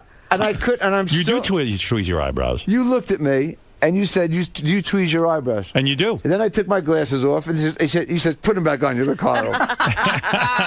Everything I do is wrong. You're like my mother. No. No, I'm not. No, but I do cut my eyebrows when there's like a gray hair. Yeah. I puke. Do you have gray pubes yet? There's a little area there that's causing me concern. I'm so sorry. Well, my wife looks at it and she laughs. It's very hard to maintain an erection when your wife is saying, "What's that patch of gray?" By the way, what? But it looks distinguished. It's not a fucking toupee. By the way, you think you have a toupee? Can you get a toupee for your groin? Yeah, it's called a merkin. No, coming seriously. That's what it's called. It's called a merkin. It's a pubic wig. Get out of here. People get it. People who used to have cancer or chemo and stuff like that, they would get a pubic wig, and So they what, do you sell slip them. it over your penis and you glue it on? That's right. I have one of those. I look like Groucho down there. Anyway, One of my lines, by the way. You're not gonna. If you lose your hair, would you? I mean, you have some of the greatest hair. I'm getting I don't thin, color but I'm my not hair. gonna fucking put anything. No. You can see when there's a fucking piece of Brillo in the front. You ever see the guys in the front? Do you think you're gonna lose your hair? I am. I'm getting thin in the back. Well, I mean, after I pass 60. It's just I'm on borrowed time. If you get a toupee, it'll be a joke. I'm never gonna wear it. You think can't. I'd ever see you in a toupee? You'd fucking murder me. And you'd murder me. I wouldn't. I'd rip it off your head. I know. So I can't do it. But what about guys? My father, rest his soul. Did he I have a used to go toupee? shopping with him. Not No. at the end. At the end. But I said, I want to get that shirt. He says, let me tell you something, Richard. That shirt's shit. Save up for the good shirt. Right. Don't buy the shit shirt. I had this. It's the same theory for a toupee. Right. Why do guys wear rugs that look like, two squirrels having oral sex on their fucking But don't head? you think some guys just don't know? They don't have the ability to see themselves, so therefore they don't know they look like that. That's stupid? Yeah. They don't have that eye. They think that it looks good. Come on, if there's a little wind that comes up, it spins like a beanie. Do you think there are guys that wear toupees and they're really good and we don't know it? I know a lot of actors. All right, name a who few. Don't think that people think they have a toupee. Like John Travolta. We know he wears a toupee, right? It looks that way, but I don't know. I don't. Who do you know that wears a toupee that thinks no one knows? Like, I think Burt Reynolds thinks nobody I was knows. just going to say, I played poker. He just had a heart attack. I think he's a great guy. And someone told me that he had a lot of work done. So I was playing poker. You're kidding. Oh, all right. But then someone told me that. So I'm playing poker this is like 6 months ago. Yeah. And he's next to me. And all I'm doing, like a nutcase, I'm staring at his face, his chin, his dick, his eyebrows. Howard, you could not tell for a second. It looked all real. You sound to me like you're having some fun. Like, where do you play poker with celebrities? There's a famous poker game. Steve Martin's house? No. Gary It's Shanley? called Norby Walters. It's been on for 20 years, and you never know who's going to show up. It's amazing. Norby Walters? Yeah, he's a famous Hollywood guy. He used to be a manager. Now he has a poker game every week. And who was there besides Burt and Reynolds? everybody shows up. And what Lots of action? Big What do you stakes? do? Yeah, like I was sitting next to Peter Bogdanovich 2 weeks ago. Wow, It was he's a big director. Yeah, he's great. Who invites you to the game? Norby's a friend of mine. But you I have get to the be list. somebody, right? Huh? You have to be somebody. Yeah. They don't allow you any gotta be in schlubs. show business. Right. So you show up, and But Peter anyone could be. George Segal plays a lot. George Segal? He's alive? Yes. I had no idea. Yeah. Well, do you play a lot of cards? Are you a big but gambler? look, it's only $1 too, so it's just for fun. Right. So listen to this. About 4 months ago, Larry David, who I rarely see. Right. And I know And him you're since- on his television show. We should Yeah, say Curb Your I think he's going to Enthusiasm. do an 8th season, which I'm happy about. I hope. Right. He didn't say it, but I think he. You know what's something? Just you would be impressed by this. You know how they have those panels at the Museum of Broadcasting? Sure. We had one last Sunday in L.A. Yeah. They sold out a 1,900-seat theater for panel discussion. For Larry David. For the Curb Your Enthusiasm cast. That's pretty impressive. Larry David is a genius. He is a genius. He just won a lifetime. Yeah, he is a genius. I know you think I'm putting. I don't watch that show. I know you told me that. I don't give a shit. But I know you don't give a shit. You take it personally that I don't watch the show. No, you don't. You watch it. Though. I love the show. It's a great show. But he really was the brains behind Seinfeld, right? Fucking A. Yeah. So Larry. No, but let me tell you what happened. All right. Very so Larry quick. I'll make it David. quick. I'll By make the it way, quick. Larry David's been a friend of yours for over 50 years. 50 I met years. him when I was 12. You were at summer camp with Larry David. Hated him. Never saw him again until I became a comic. Became best friends. I was probably a drunk already. Right. I stared at him. I went, "There's something about you that's spooking the shit out of me." Right. And he got scared because he wasn't a drinker. He wasn't a druggie at all. Why did you hate him at 12? Because he was a fucking prick. He was a prick. Yeah, so was I. Why was he a prick? What did he do to you? He was a gangly, obnoxious fucking asshole like I was. He used to punch me. I punched him. I used to beat him. We had fist fights. But when I became a comic, he loved my work, and I loved his work. And then one day I got drunk at 2 in the morning here in New York. Right. And it's something about him scared the shit out of me. And we retraced our childhood. I went to this fucking camp when I was 12. I said, I went to camp. Which camp was that? Camp All America. I went to camp. You're that fucking asshole? And we came to blows at the bar. You beat him up. Well, we grabbed each other by our sweaters. Tell me what happened, though, at this poker game. Let me tell you about this Larry David thing. This is unbelievable. Go ahead. I rarely see him. Right. The guy loves me. I got his back. He's got mine. But sometimes you just you just You're doing your own thing. You do your own thing. I don't give a shit. Right. I love the guy though. So he says, meet me at this restaurant in Beverly Hills. It was a real posh place. That's all right. I've been there. You know, I didn't give a shit. But I don't like him paying all the time. Right. So I mean, I got bread, but he's loaded, obviously. Right. He's got hundreds of millions I got there a half hour early. Right. I knew the guy, maitre d'. Said, listen, can you bring me the check? And they get nervous. Oh, Mr. David. No. Fuck Mr. David. I'm paying for the dinner. Right. He comes a half hour late. The maitre d' comes over, and I look at the menu. And Larry says, don't embarrass me. I said, what do you mean embarrass you? He says, he brings us the food that he wants us to eat. So what is this fucking, put my Papillon? Yeah. I'll order what the fuck I want. He doesn't believe in ordering? No, he says because they know, they let the chef bring us food. Wow. I mean, this is so unlike him because he's a real down-to-earth guy. Right. The guy brings about 25 fucking entrees. Yeah. Now I'm thinking, I'm in for like $1,000 already. Right. The phone rings in 20 seconds. He's a half hour late. The phone rings in 20 seconds. Right. It's Steve Martin. I'm sorry for name dropping. All right. And Steve Martin, the famous here's what Larry comedian. says. Steve, what's wrong? Holy shit, I forgot. And he closes his cell phone. He says, I have a poker game. I forgot. And he left. And he left you sitting there. Stuck with 30 dishes and $1,000 bill. Talk to me about something like that. That's a funny story. Well, it's true, though. It's a funny story, but does that really hurt you? Because you know what? You're a tremendously talented guy. You never got the big hit like Larry. Listen to me. You have to have a television career. I got the acclaim I wanted as a comic. That's all that matters. But Larry David just pissed on you at that dinner. Well, at the dinner because he had a but then they called me in the car. They're both. Would he have done that to Seinfeld? No, but he did it to you. Well, Steve Martin and him called me in the car for an hour, and they said, "Come over." First of all, there was one reason. In other words, Steve Martin's more important than you to Larry David, so he dumps you. They had an empty seat, and he forgot. I mean, you were all right with that. I was all right with that, but I wasn't going to go anyway because imagine their game. All right, I'll see that 30,000 like Cincinnati Kid. Yeah. I had $80 in my pocket. I was broke from the fucking dinner. Do you think Steve Martin and Larry David play for high stakes? Fuck, they have to. I never get. I don't know invited for to sure, that. but do you like to play poker? I would play for $1 too. I wouldn't play for. It's fun playing. Then you cock around. Right. When I go to that Norby Walters game, I'm like Rickles. I put everyone down. I don't give a fuck who's there. But you like going because it's showbiz people. You wouldn't go to a regular poker game. No, it's fun to You don't have meet any somebody. normal friends. Huh? You don't have normal friends. You have showbiz friends. No, I don't. I have normal friends. Really? There's a genius artist here. I buy his artwork, Carl Totolo in New York. I have friends who are real people. All right. I don't, showbiz. I have very few showbiz friends. The only thing I'm missing is having a meeting your wife. My wife's not in town this week, but I got to meet her.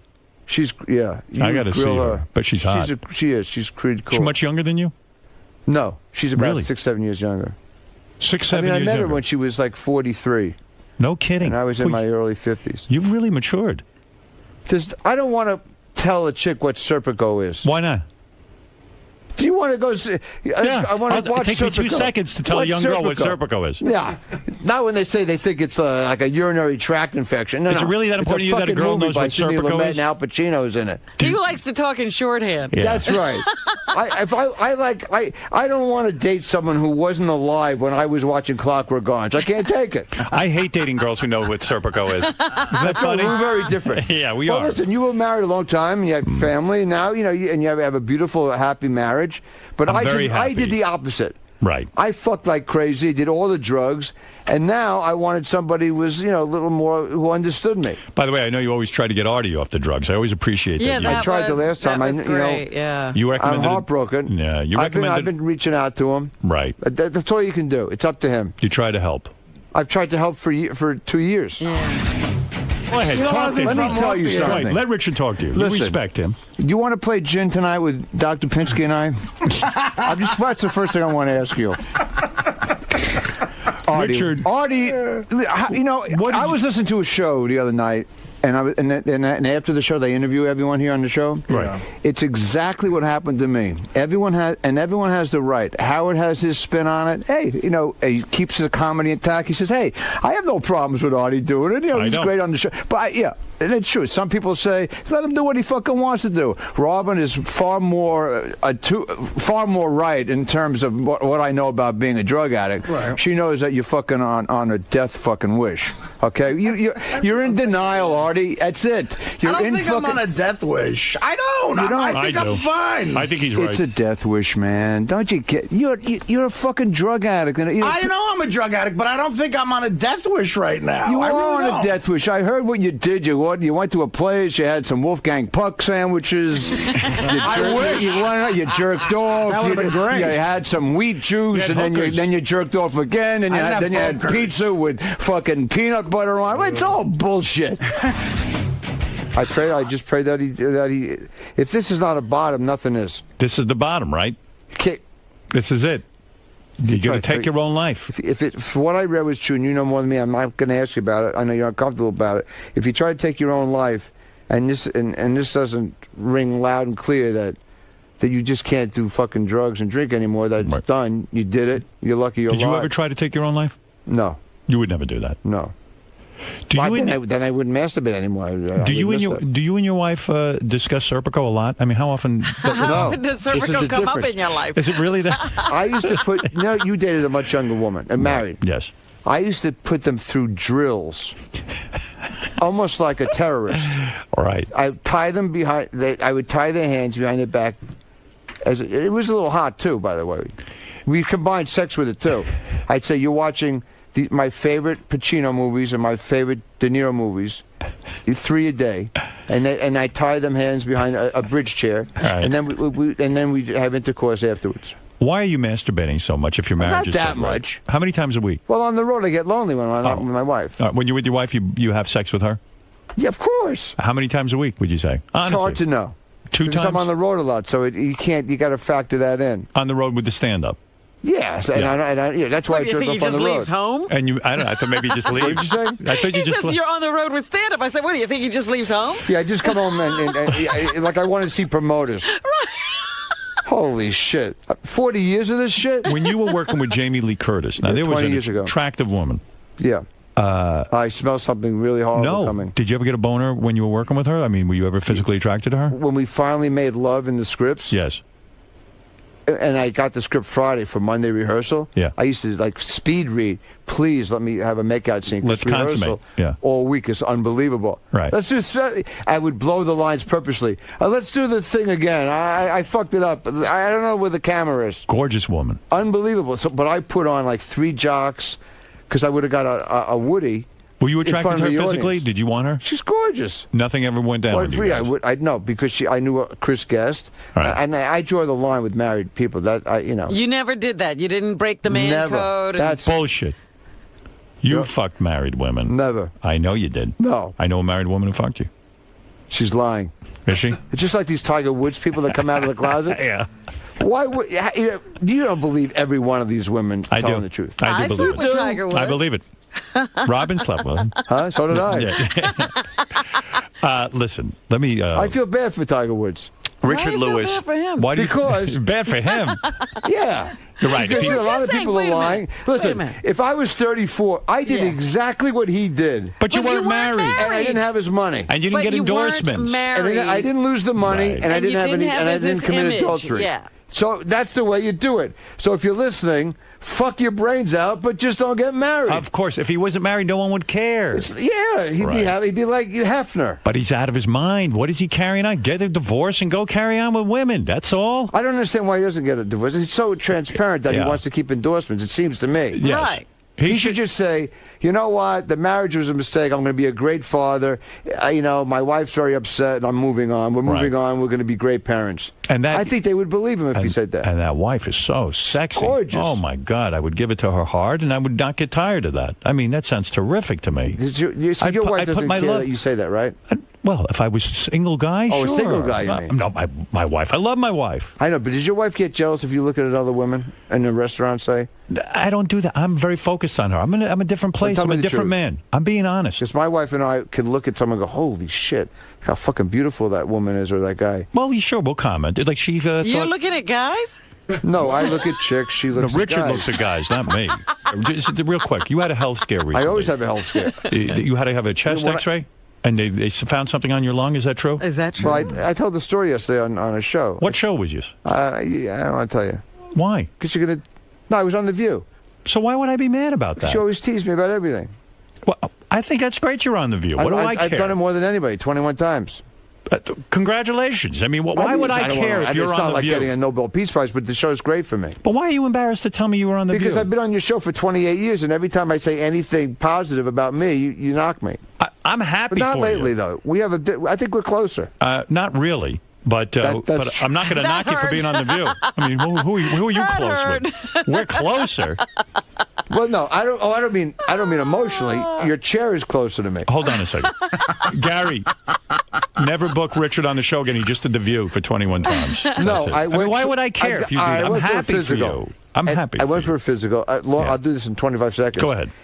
I took the chest X-ray. Right. And the doctor, in hushed tones, said, "Come into my office." I said, what are you whispering for?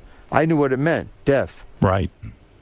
I said, "Don't." Then I snapped, like a dry drunk. I'm not. I'm all right. So what was on the chest X-ray?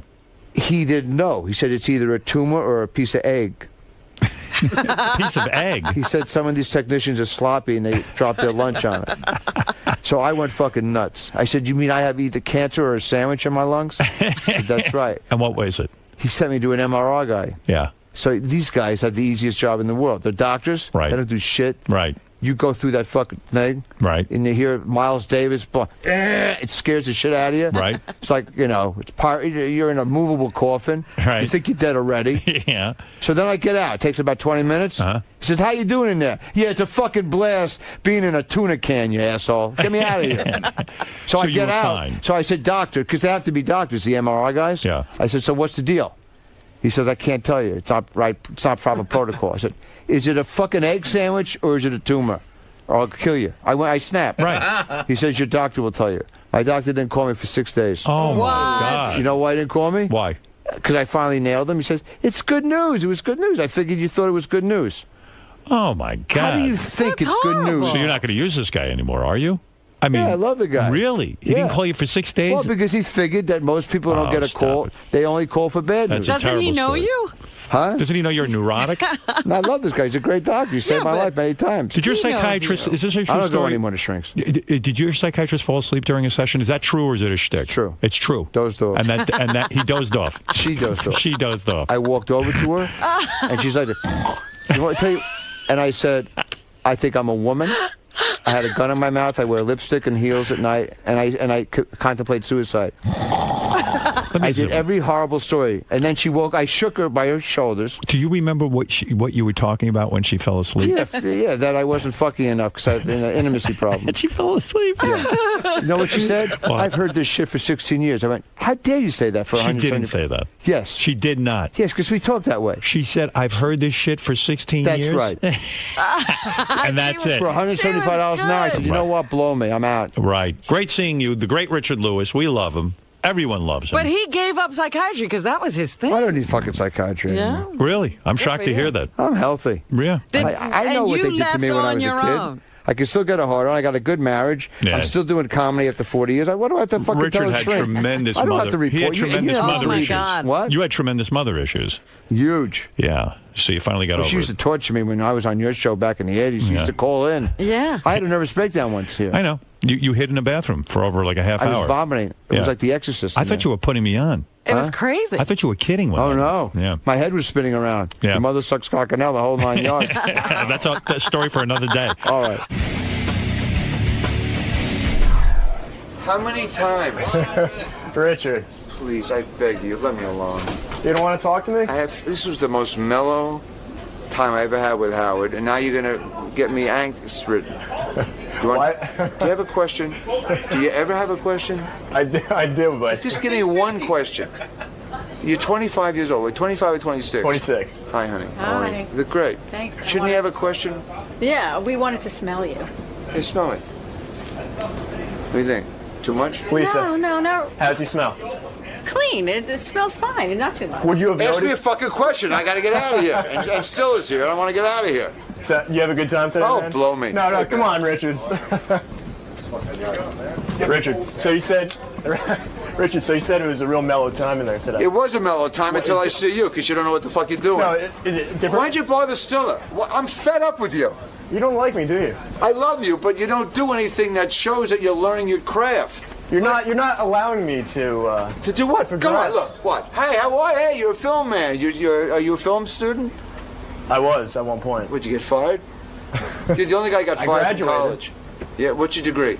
Communications. No, your broadcast. degree is in annoyance. It is. You got a BN in annoyance. I know. But I love you, though. I'm rooting for you, for your career. Why don't you listen to her? She knows what she's doing. Lisa knows what she's doing. You want me to interview you? Yeah, you should. Here, I'll film. Yeah. I'll film her talking to you. Okay, watch this.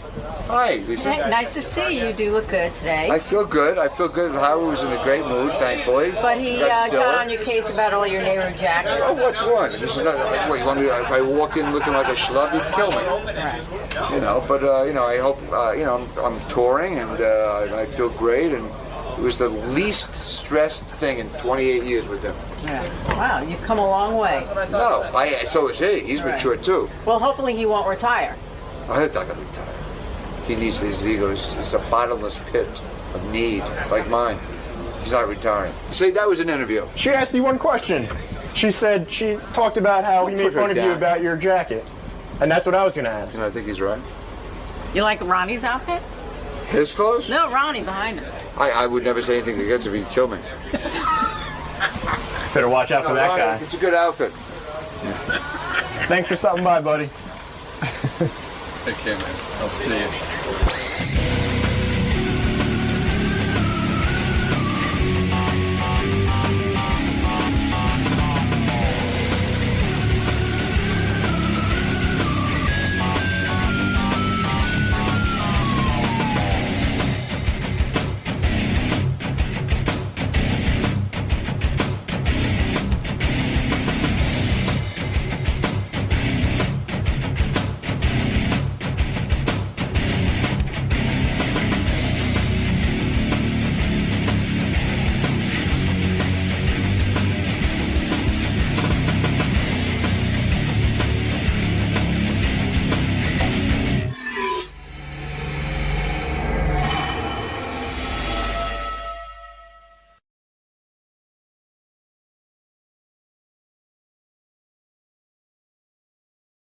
Lisa G has what's going on in the Howard 100 newsroom. Lisa, come on in and tell us everything What's going on? that you're following. Lisa? Hello. Hello. I saw that Ross got Lisa's card for Mike. Yeah, well, Mike wrote me an email. Oh, no. Saying, what about the, 6 of us, Ross and Melissa, You and Beth, and Lisa and Mike, him? Mike and Lisa. What about we all get together? And I was like, dude, what are you writing me for? Write your buddy Ross. He's the one who's got to give permission for you to date Lisa, evidently. That never works because you Right. don't end up talking to the person. Yeah, That of course. big group date kind of Yeah. thing? Beth was like, I don't know why Lisa and Mike don't get together. But Beth was like, Lisa's so cute. Like Mike would be thrilled to be with Lisa. Wow, thank you. So, I'm going to see her today. Who? Mike and Juliet. Oh, you're going to go see Beth? Yes. Oh, I thought you were going to go see somebody else. No. Yeah, Beth is on the Mike and Juliet. Did I mention that? No, you didn't. Yeah. She's sitting in for Juliet today? Yeah, it's Mike and Beth. Great. What's she wearing? She showed me. Now I'm having trouble remembering because it was like 2 days ago. She's wearing a cute dress. She'll look hot. Did she do another fashion show for you? Yeah, she put on 3 dresses. One I put the kill on. I didn't like it. You didn't like it? Yeah, Why? listen, it was now, great. if you put the kill on something, does it mean it's dead for all time? No. Or just not right for the show? Not right for television. I see. Too much yellow. Okay. And, so there was some outfit that I thought she looked really hot in. And then, but Beth has these theories. I don't want to look too... She wants to She's look... thinking of the audience and Right. the daytime, the day part and all Right. that. Yeah, she's got all theories. And you can't tell us about that other TV project she did? No. Oh. No, it's premature. All right. Yeah, trust me, I'll tell you when it's time. Why doesn't Mike just call Lisa? I don't know. There's this whole thing going on. It's so weird. Like, just go out, and if you don't like each other, fine, just be friends. Meet And, for you a know. cup of coffee. He's being very high schoolish about this.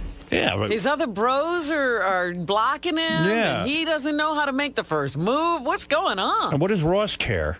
Yeah. Oh, Ross was wholly titled. He was invested And you know in what? this. In all fairness to Ross, I think Gary put the kill on it. Really? Yeah. Gary Delabate? Yeah. Gary came in and confessed to me. I was blaming Ross. It's more Gary. I didn't put the kill on him. He asked me what Lisa was like, and I said she's a very nice girl. And he told him that she isn't fun. He asked me if she likes to party, and I said, I don't think so. If somebody asked you, does Lisa like to go out and have fun at a party, what's your answer, Howard? Be honest. I don't know Lisa. And here's my point about romance, okay?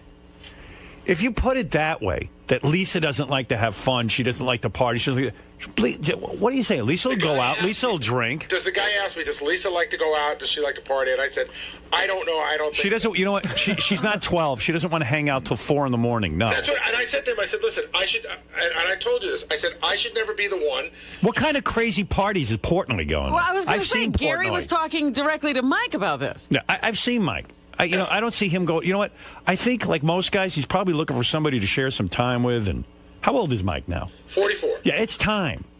Well, it's got to be time to settle down. It's got to be his time, not your time. It's but fine. he could just go out on a date. And what I is told this him that. prelim? When you're 44, you shouldn't be looking for a party every fucking night. I said to him, you should just go out with her and see what you think. Hey, does she have a cool stereo? I'll make him an apricot sour, all right? Like, to me, I like a chick who, is into me. Yeah, we go out and do some stuff. Yeah, and you know what? She doesn't have to go to every party with him. She's not marrying him right away. Yeah, don't come to every party. No. You know what I mean? I mean, like, give it a chance. Right, no, don't come to Vegas if we're in Vegas. I'm shocked that he's like this. Don't come to the ball games. Gary's Call her up and have a conversation. Wait, when someone that age says, does she like to party, what is that supposed to mean? Means he's very mature. No, but what does partying mean to someone who's 44, 45? I don't know. This is what I would guess it means. If it's going out, having a couple of drinks, having fun. Like, Lisa, what's a late night for you? Be honest. Be honest? Honest.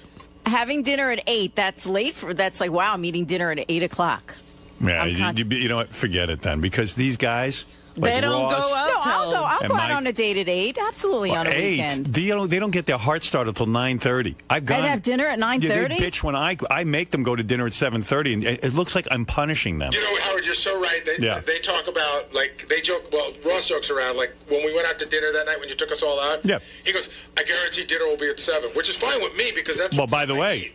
Just based on that information, Ross will never come to my house for dinner again. Oh, here we go. You enjoy Ross. You should shut the fuck up. You enjoy Ross. He talks too much. But Ross and those guys. Meanwhile, Ross comes over, he has a good time. Ross has a great time wherever he goes. When those guys come over to my house for dinner, like by 11 o'clock, I throw them out. Absolutely. They all go out. I can tell you I've been out with Ross. You don't get to bed until 5 o'clock in the morning. Right. Ross always wants to, even at your wedding, Ross wants to go out after that party. I know. He's like my kids. Well, after Howard's New Year's party, especially. Remember that? After your New Year's I threw party. everyone out at midnight. Yeah, right. And he was right there, man. Social director Ross. Right. Putting together the next venue. And it was fun. Yeah, those what he guys, put together was fun. When they hear 8 o'clock, it's like, oh, what a drag. Wow. And Ross, they like to go out to the clubs. Yeah, they like to go to clubs. Yeah. Although I was thinking Mike might be past that, and maybe he just does it to hang with Ross. 44. I don't know. I mean, they're like this, so he's going to the clubs because Ross is always going to the clubs. Yeah, if you want, would you go out to dinner at 9:30 and then go to a club afterwards at midnight? No. No. I mean, if I meet someone for a drink, maybe, at 9:30. But not Forget for it. dinner. You know what I'm calling? I'm saying we this. got to put the kill on this. Ross is right. It's not going to work. I see what they do. Because you're like me, actually, because I know. I had a New Year's party. We went like this. 10, 9, 8, 7, 6, 5, 4, 3, 2, 1. Okay, everybody, leave. Yeah, the ball drops and the doors open. Happy New Year. Everyone out. Congrats. Get out. Can everyone go home now? I need to go to bed. Happy New Year. Quite frankly, I would have had you out of here at 11. You know how they have those sticks in Japan? We were being shoved out the door. Howard, that was the craziest thing. To give you an idea, all the way uptown, we were down. Lucy, you like that? Oh, yeah. You practically turned the lights off and on. Lucy, you all right? That's so funny. Oh, my God. It was like the doors were on a timer. Don't let the door hit you. Well, yeah, exactly. You want to know what, too? The night we were having that party, I remember I'm with Beth. And Beth's like wearing this sexy outfit and Yes, everything. I remember that one. And My cousin was catering the party and planning the party, and it was up in my apartment, and we cleared out all the furniture and everything. So I guess I said everyone could start coming at 7 o'clock in the hopes that by 5 hours later they'd be tired. And ready to go. New Year's Eve. It's like 7 o'clock, and I'm looking at my watch. It's 10 after 7. I go, these motherfuckers, I hate them all. And Beth goes, who? I go, the people we invite. She goes, what do you mean? I go, it's 10 after 7. The party is called for 7. And they're not here. I'm prompt. I go to a party when it's called 7 o'clock. But do you realize that some people look like a tool if you show up exactly like some people? Of course, but I'm nuts. I want them to get their party over with. The second I decide to have a party, I know it's a mistake. Because I'm like Lisa. I mean, if I was looking for a girl, I'd want a girl like Lisa. Hey, you know what? It's me. Eat up. Beth and I go to dinner, 7:30. We're done by 8:15, and we're in bed by 8:30. That's my night. And that's what I like. He's upset with Ross for saying that. Even Beth says that. Right, but Howard, when you were single, the hours were longer, weren't they? Not much. You were. No. I used to, one time we went out to dinner. I'm single, right? So the guys would say we have to go to dinner later because the clubs don't happen until midnight or 1. I couldn't accept that. So I would have dinner at 7:30. We'd be at the club by 8:30. We'd get there. 2 girls would be there. They're not even open yet. I'd say, who's the better girl? And then let's party. Let's dance. Let's have some fun. And then I'd leave by 9:30. I can't take it. You left the club at 9:30. People didn't show up till 11. Yeah. I missed everything. I would say the night of your New Year's Eve party, the thing that I'll always remember was it was right after 9/11. Right. You know, you're all the way, up pretty far. We got to Times Square by 1:15, and we were stopped. Dominic drove us. We got stopped every 3 blocks by the police. So that means we must have been in Dominic's car by, I'd say 10 after 12, 12:15. Absolutely. That was it. The party was up. Gary. You saw the countdown. Everyone said Happy New Year. What do you do with everyone? But there You've was been together 5 fucking hours. But there almost wasn't even like a get out a buffer like usually out the door. An early New Year's Eve party would be everyone out by 1, right, Robin? Mm-hmm. Well, no. You see, this is definitely some mismemory here. I have to step in. You guys were there till 1. It was 9 to 1 there. Oh, but he was pissed. He was pissed. I don't know about that, but he wasn't going. I was tired. It was 9. I was like, all right, I know he wants everybody out of here. I'm making a big show of putting on my coat to leave. Gary, the party did go to 1. No, but people started leaving. I'm telling you, but they knew. Everybody who really knew you left. Well, that's true. No one was having any fun. The invitation, on the contrary, I thought that party was a blast, but it was 9 to 1 on the invitation. But usually with a New Year's party, a lot of times you'll give the question mark, 9 to, Right, 9 to whatever. That means like, it's the big party. Yeah, the party. But you realize if he wrote 1, that meant that was stretching it to his absolute max. Right. That's where you figure. Hey, I was being honest. But anyway, going back to Lisa. It was great for like 48 minutes. That party was great. Going back to Lisa and Mike and Ross and their partying ways. Sometimes I think Mike just goes along with Ross. That's why I thought Why Lisa. do you think that? Why they're great friends because they like to do the same thing. Yeah, maybe you're right. I think also Mike is, I don't think he's looking for a wild woman, but I think he's looking for somebody who a little. can hang with them. Yeah, somewhere in the middle. I mean, Lisa that's why wants I think Ross might have been right. Like Ross was just saying, look, it ain't going to work. She ain't going to come out with us. She's going to be bitching by 9 o'clock that she wants to be done with dinner. And I can tell you, drop me off. The night that we all went out with Nick Manning. Yeah. Lisa left. We went out to a club I worked all day. I was exhausted. She doesn't party. She doesn't party. Here's a you didn't go out with Nick Manning? No. I meant a bunch of us girls were all going to a club afterwards. I can't believe Lisa didn't go. And she was just like, nope, I'm going home after she did her interview. Howard, here's a question. It's still working. Ross and I were discussing this. I would never have this conversation with Mike, but Ross and I were discussing this. How long do you think you need to date Lisa to get sex? Not that long. I think it's at least a month and a half. You're wrong. I think you play it right, you'll be in your pants within 3 dates. 3 dates? Really? Yep. I disagree. I guarantee you. Wow. I gotta go, say, Gary. Lisa? You got to get it worked up. I mean, you got to, What do you say, Lisa? That's a good question because I don't really know right now. I feel like I want to be someone's really good friend. I want to have a good friend. See, month and a half. All right, 5 days. That's a month and a half. If you date somebody for once a week at the beginning, it's about a month and a half. With that attitude, it's a year. Well, yeah, she'll meet you for a drink. Does that really count as a date? And really you got to good sign friends? something. Like, I how don't good know. a Like friend? if I thought he was just hot and I wanted to have some fun with him, then to be But right you don't away. think. But you don't do that. I think you say you do that, but you don't. When's the last time you Who's thought a that guy hot? was hot, Yeah. and you just said, "Okay, fuck it, I'm gonna have a great night with him"?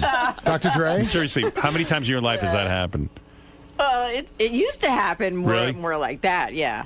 But when's the last time it happened? How many times this millennium has And it what happened? time of the night is this happening? This happened this millennium. It did. But here's the difference, okay? You're the king of all media. You and I have the same lifestyle. You have married a supermodel, a gorgeous woman. Here I am. I have the same hours as you, and I can't find a date. So what's going on here? So nobody in radio can get a date? No, it's just like I don't get it. Like why we're having this big conversation that he doesn't want to meet me, that I'm not fun, I don't like to party. Yeah. So I have the You same don't. lifestyle as you, but Yeah, I'm not Yeah, fun. but you met somebody. I met Mike doesn't somebody- want to date him either. I met somebody who, you know what, I went out with a lot of people who wanted to go out every night and this and that, but Beth didn't want to. Yeah, they date Howard before they go out. Right. You know, they go there and then they go out. They date you, and then they go. What do you mean? You mean? I mean, like like Howard says, like they go to dinner at Howard's place, out by 10 or 11, and then out to the clubs. I've been with them. We've been in the clubs till 2 or 3 in the morning. Right. That's the way it goes. What can I say? I get up early, I go jogging. I don't Ronnie's know. screaming out there in the hall. I've just been handed a note that he wants Lisa G to shut the fuck up because he knows why she can't get a date. Well, then Come on in, Ronnie. Oh, he hasn't been on the air in a month. Boo hoo hoo. Ronnie is very passionate about the Lisa G subject. He is very passionate. He is really. I haven't even gotten to my headlines yet. Oh, He's a nobody Lisa cares G about that. fan, obviously. He has observed. Well, fan, I don't know. He is. You bring up Lisa G to Ronnie, he's like, fuck her. Where's Ronnie? Oh, there he is. Ron, what are you screaming about in the hall about Lisa? No, I'm tired of hearing this horse shit. What do you mean horseshit? It's horse shit. She doesn't want to go out with anybody. Oh. What do you mean? She's got her little stupid life going on. Stupid life. That's what she likes. She doesn't really want to go out with anybody. She would have been going out with somebody Do a you long want to time go out ago. with someone? Yeah. You do? I don't think so, Dave. Yeah. She's into her violin, whatever She's she saying, plays. what do you know? She's saying I she don't does. know, dude. You could tell. Why can't she get a date? Everybody's saying it out there. I'm just out there laughing about it. That's all. Well, wait a minute. There are a lot of guys around here, Lisa. Nobody you... Nah. You're attractive. No, definitely not. I mean, your looks aren't your problem. Oh, thank you, but no, not here. You wouldn't date somebody you work with. Is that I haven't the met rule? someone that I would even think that way about here, and most people are married. Besides, she has the same lifestyle as you. You know, I mean, you know. Everybody here has the same lifestyle. Yeah, I mean, you know. Well, we all You do can't pretty date much. Mike She doesn't want. Ganji? You know. Yeah, that's right. That's what I was just yelling about. She's hanging out with Ganji. She's looking for a best friend. Why don't you go out with Ganji? Yeah.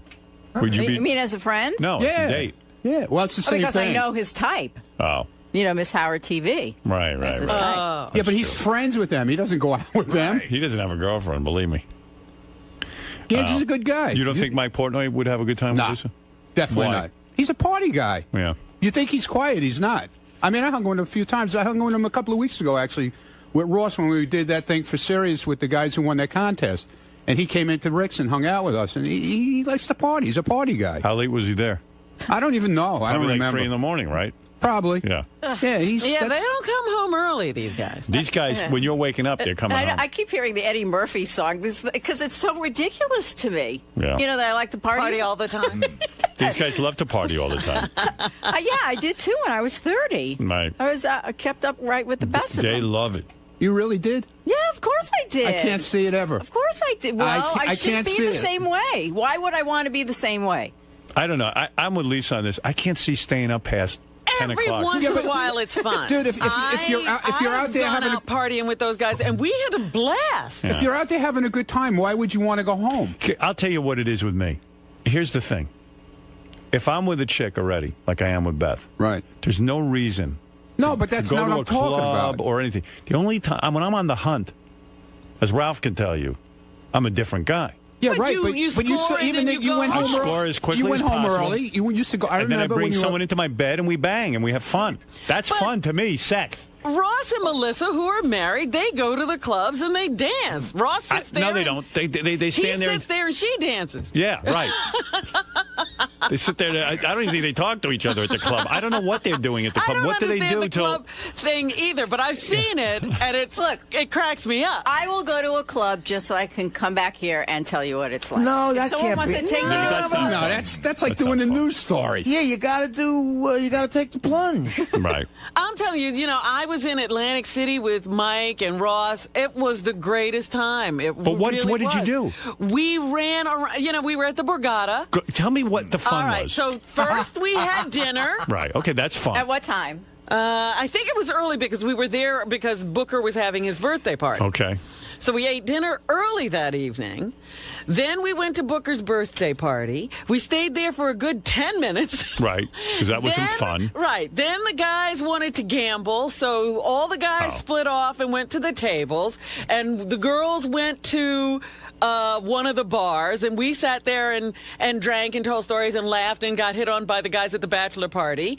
And then we came back, rejoined the guys, and we went to another club in the Borgata where they had this band, and everybody was singing along with the band and dancing. And then after that, we went back to the tables. Some people went to breakfast, and it was about 5 o'clock in the morning when we got to bed. See, the thing there that's fun is gambling. See, that's But we for didn't us. do it yeah, for for a girls, long, I don't long understand. I could gamble into the night, but the Yeah. fact of the matter is, for the most part, that sounds like torture to me. Like that's just like someone. If they put me in a concentration camp and say you have to stay up all night, that's what that would be. But we'll play some music while we do it. I mean, it's just I don't know.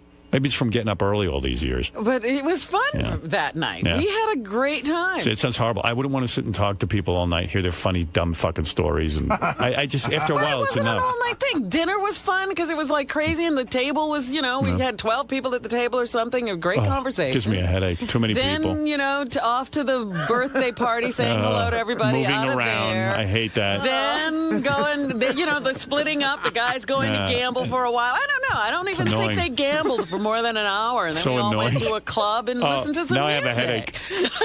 You're so funny. That would drive me crazy. And even last week, I met the girls for drinks before the McCartney thing. Then we did the McCartney thing. Then we went out to dinner. I didn't get home until 3 o'clock that night. Wow, kidding what'd you me? do for dinner? Saturday night? Spice Market. Yeah. Oh, that's And fun. you're not yawning the whole time? You're not ready for bed? No. No? Wow. Ah, shut up. I'm just jealous. Spice Market's fun. I've been there. Yeah, So you that's had a fun cool there. place. Yes, I did. But Robin Well, has you're done home by this. 9. Robin's done a whole 180 where she has this lifestyle now, and I guess it does give her a lot of energy. She goes out and parties. I mean, but So, like, what did you eat at Spice Market? Steamed broccoli or steamed cauliflower? I didn't have steamed anything. I had whatever vegetables they serve at Spice Market. Oh. And pick it there's out of the sticky dumpster. rice. Pick it out of the Stinky rice? We have no food left. Get it out of the dumpster. Coconut rice. Give me some of that stinking rice and give me some vegetables. Serve it to the nut at table 4. sell it to the 34 at 4. What? Yeah, but I want to know what All right, Lisa, what is it, Ronnie? Thank you. I don't. So what she's would entail fun at a party? Like, if Lisa's at a party, what's fun to her? What do you do at a party that's fun? What does anyone do? I don't. Stand around, talk. Right. That's partying to you. Artie should come to a cookie party one year. That's what that's fun for her. Well, partying when I was in my 20s and early 30s in New York meant, What? getting coke. Don't blow. She's not going to do blow. Right, but I'm saying, but she never was like that. No. So what's the... Look, she's a nice girl. If you wanted it, listen, if I was Mike, this is the way I'd look at life. You find a nice girl, you want to spend time with her, if they're attracted to each other. Well, nobody's going to have your lifestyle, Well, Howard. I'm telling you what they should have if they're together. If you really want to be with someone, you do things together. You don't have to share every interest. You go to movies, you whatever it is, you hang out. And if you enjoy her conversation, you think that she's a reasonable person, you have a fun time together. But these guys, they're looking for parties. They're looking for the 3 in the morning. If that's what he's looking for, then you're not the girl. Right. It's not. You need someone to hang around with you. You couldn't till 3 in the do morning. that at all, huh? No. No, I'm not talking to you. I'm talking to Lisa. No, I'm answering for Lisa. You really enjoy Mike. You're looking at the clock the whole time? Yeah. No. I've been with Mike. I'm looking at the clock the whole time. It would never work. With Never. this shift, your eyes No. do No get way. a little droopy, just like, Yeah. Ronnie's right. It would I'm right. never work. And Ross is actually right. It won't work. All right. There's a lot of opinions All right, going on so- about Lisa out there that she hasn't been out really since 1973. All right, I thought there might be a match, but what do I know? Never happened, dude. Okay. No way. You're Thanks, going Ron. to have to think of someone else, Howard. All right, I'll get to work on it. I could match her up with a lot of good guys, but most of them are married. Yeah, that You won't are the work. worst. But they would go out with her. Why not? These guys would definitely go out with her. And they want to be done early, too, because they got to get home. Yeah, they got to get home to their wives. Yeah. You need a married man. Yeah. You kind of do. You know, he'll have dinner with you at 6, go home and have dinner with his wife at 8. Yeah, that might be true, actually. Yeah. Yeah. Ron, Yes, sir. what kind of guy do you think is good for Lisa? Ganji. Ganji's the perfect match? Yeah, Ganji's perfect because he's every girl's best friend. So it'd work out perfect for them. They could go to dinner at 6, be home by 9. Ganji passes out. He goes to sleep at 9:30, 10 o'clock, and he's always sick. So, you know, that'd be a perfect match. She could take care of him. Yeah, she could take care of him. She could, you know, put hot towels on his head when he has his little fevers and everything. It'd be great. I mean, her and Ganji would be really good together. But this Mike guy, She's a wouldn't be, homebody. Ganji likes homebody people. but You know? this other Mike wouldn't. You don't think? No way. Mike likes to party all the time. I mean, he likes to hang out, but he also, you know, party and hanging out. That's where, you know, it all comes together. What do you think Lisa would do? Like if he were to take her out and they went out to like a club, think she'd just She'd be go like, home. She She wouldn't take stay. it? She wouldn't stay. She would say, "Could you put me in a cab and send me home?" Because she came to Rick's one night. She had to do. I was doing something there. She was covering it for the news, and we invited her to stay afterwards. It was 8:30, and it was like, "Come on, Lisa, sit and have dinner with us, have a drink." "Oh no, I got to go home." You know, that's her, man. You know, she's like 90. You know what I'm saying? I hear you. She doesn't have no step, man. No step. She's What like, did you? I got step. She has no step. Pretty spry for an old dude. There you go. Oh, I got a voicemail. Who could have called me? Yes, hi. Maybe you got a date. Maybe I'll go out with you. No, it doesn't seem like Mike's going to be available. Well, Is what are that you a gonna little do? disappointing? No, because if that's what someone really likes to do, then you know we're not meant for each other. You're not so. the party type, right? No, I used to be when I was 30, so it's a little too late for that to go backwards. What about Ronnie's suggestion of Mike Ganji? No, I know Mike Angie's type. I am not his type, so. No, Mike's a lot of fun. Like all the guys here are a lot of fun. But I think of them more in a brotherly way, so. That's a story to be continued. What exactly? What type of guy are you looking for? What would be good for you? Someone like Howard. We have the same hours, so. You know, it's hard to pinpoint it, it really is, but someone who works hard and someone who also appreciates what I do.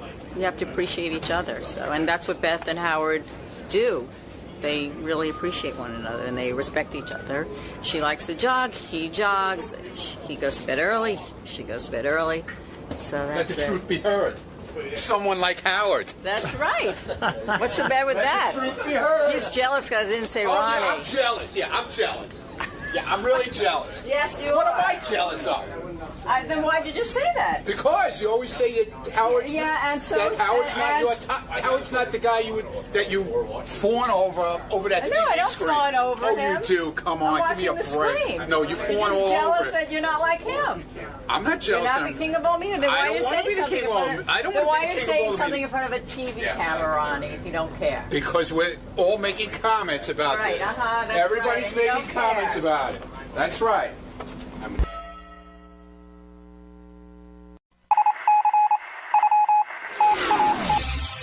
This is the best of the wrap-up show. A recap and behind-the-scenes look with John High and Gary Dell'Abate. The best of the wrap-up show begins now. Whoa. Stop the clock. On Tuesday's wrap-up show, I dish all the details on what happened when me and Ronnie went to Vegas and how he came up with his new catchphrase. You don't want to miss it. Check it out.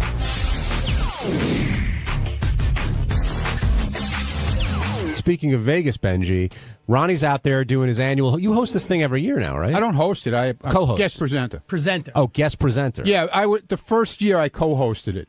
And then they started using comedians after that. So how many years is this been for you? That was the fourth. This is the fourth year. Fourth year. All right. So you're doing Exotic Dance Awards. Okay, but other than that, you're doing other stuff for Ganji and Howard TV. There's a convention during the day, right? And Ronnie has to appear Gentlemen's at the Club Rick's, convention, right? Gentlemen's Club, and Ronnie appears at the Rick's Cabaret booth. So, like, what goes on at a Gentleman's Club convention? So you go there, and so there's a Rick's booth, and what do you do at the Rick's booth? Pretty much you just hang around and say hello to people. But why would somebody go to the Rick's booth? Like somebody thinking about being a franchisee? Yeah, Yes. exactly. And what happens is at this convention, there's everything from like people selling couches for clubs, people selling like liquid floors, poles, lingerie. lights, Is there like a everything, funny yeah. money distributor? Or? No, but there's like wristband distributors. There's like everything that everything you can think of. Liquor companies. Liquor they give out companies. samples. All right. Now, did you say stop the clock off the top of your head, or was Ganji telling you to say stop the Well, clock? I said it, and then he said, "Gee, that's a cool new catchphrase. Keep using it."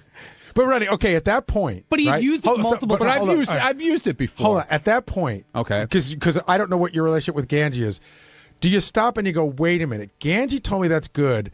Is he fucking with me, or is it really good? You don't know because the way he tells you, it sounds like it's good. But that means he's good at what he does. Yeah, I guess it is. I guess he is good at what he does, that little fuck. So at the moment, are you thinking I got another topless here? Like I've got something else I could? Well, that's the way Ganji makes you feel.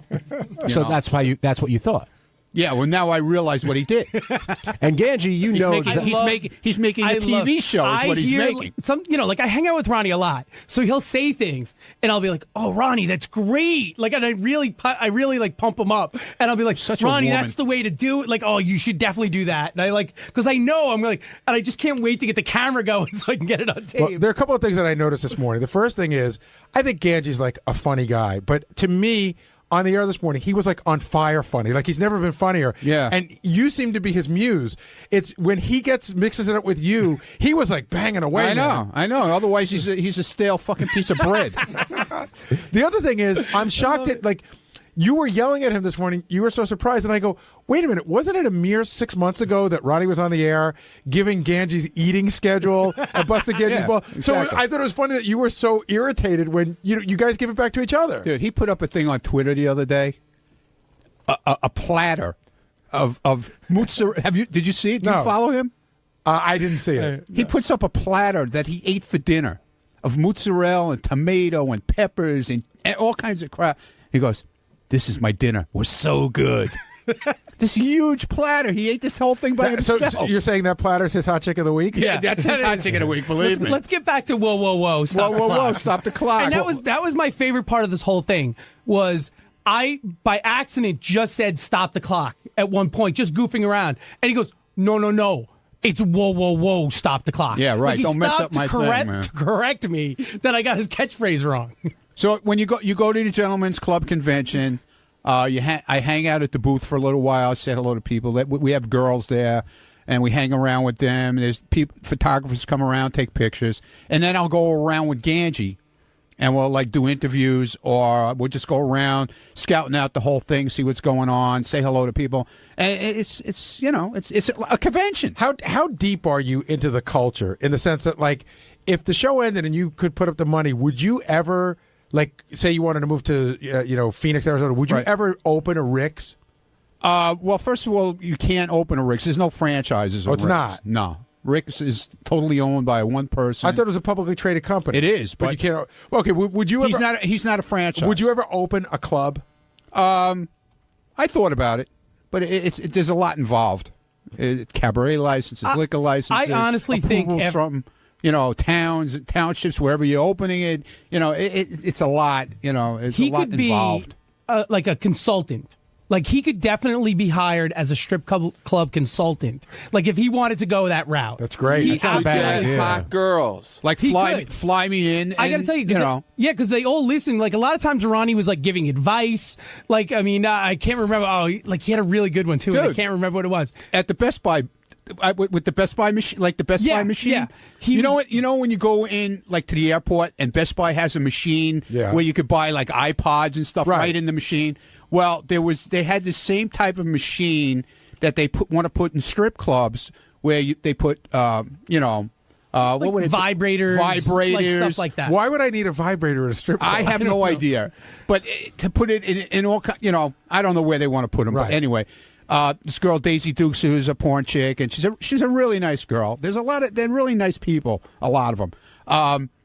And I said to the guy who invented this machine to put this stuff in, I said, why don't you come up with a miniature Daisy Dukes pussy that vibrates and put it in the machine? He thought it was the greatest idea in the world. Because what guy wouldn't want to be seen at a strip club by No. pussy? Yeah, but you stick it in your pocket. You know what I'm saying?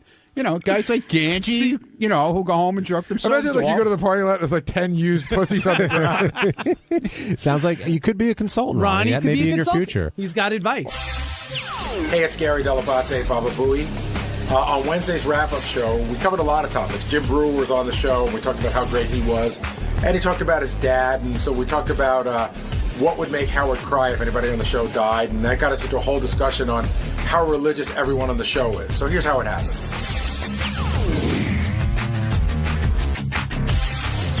Today, stopping by again, friend of the show, longtime friend of the show now, I guess, Jim Brewer. And Brewer always has stories, and he always has the energy and the family stuff.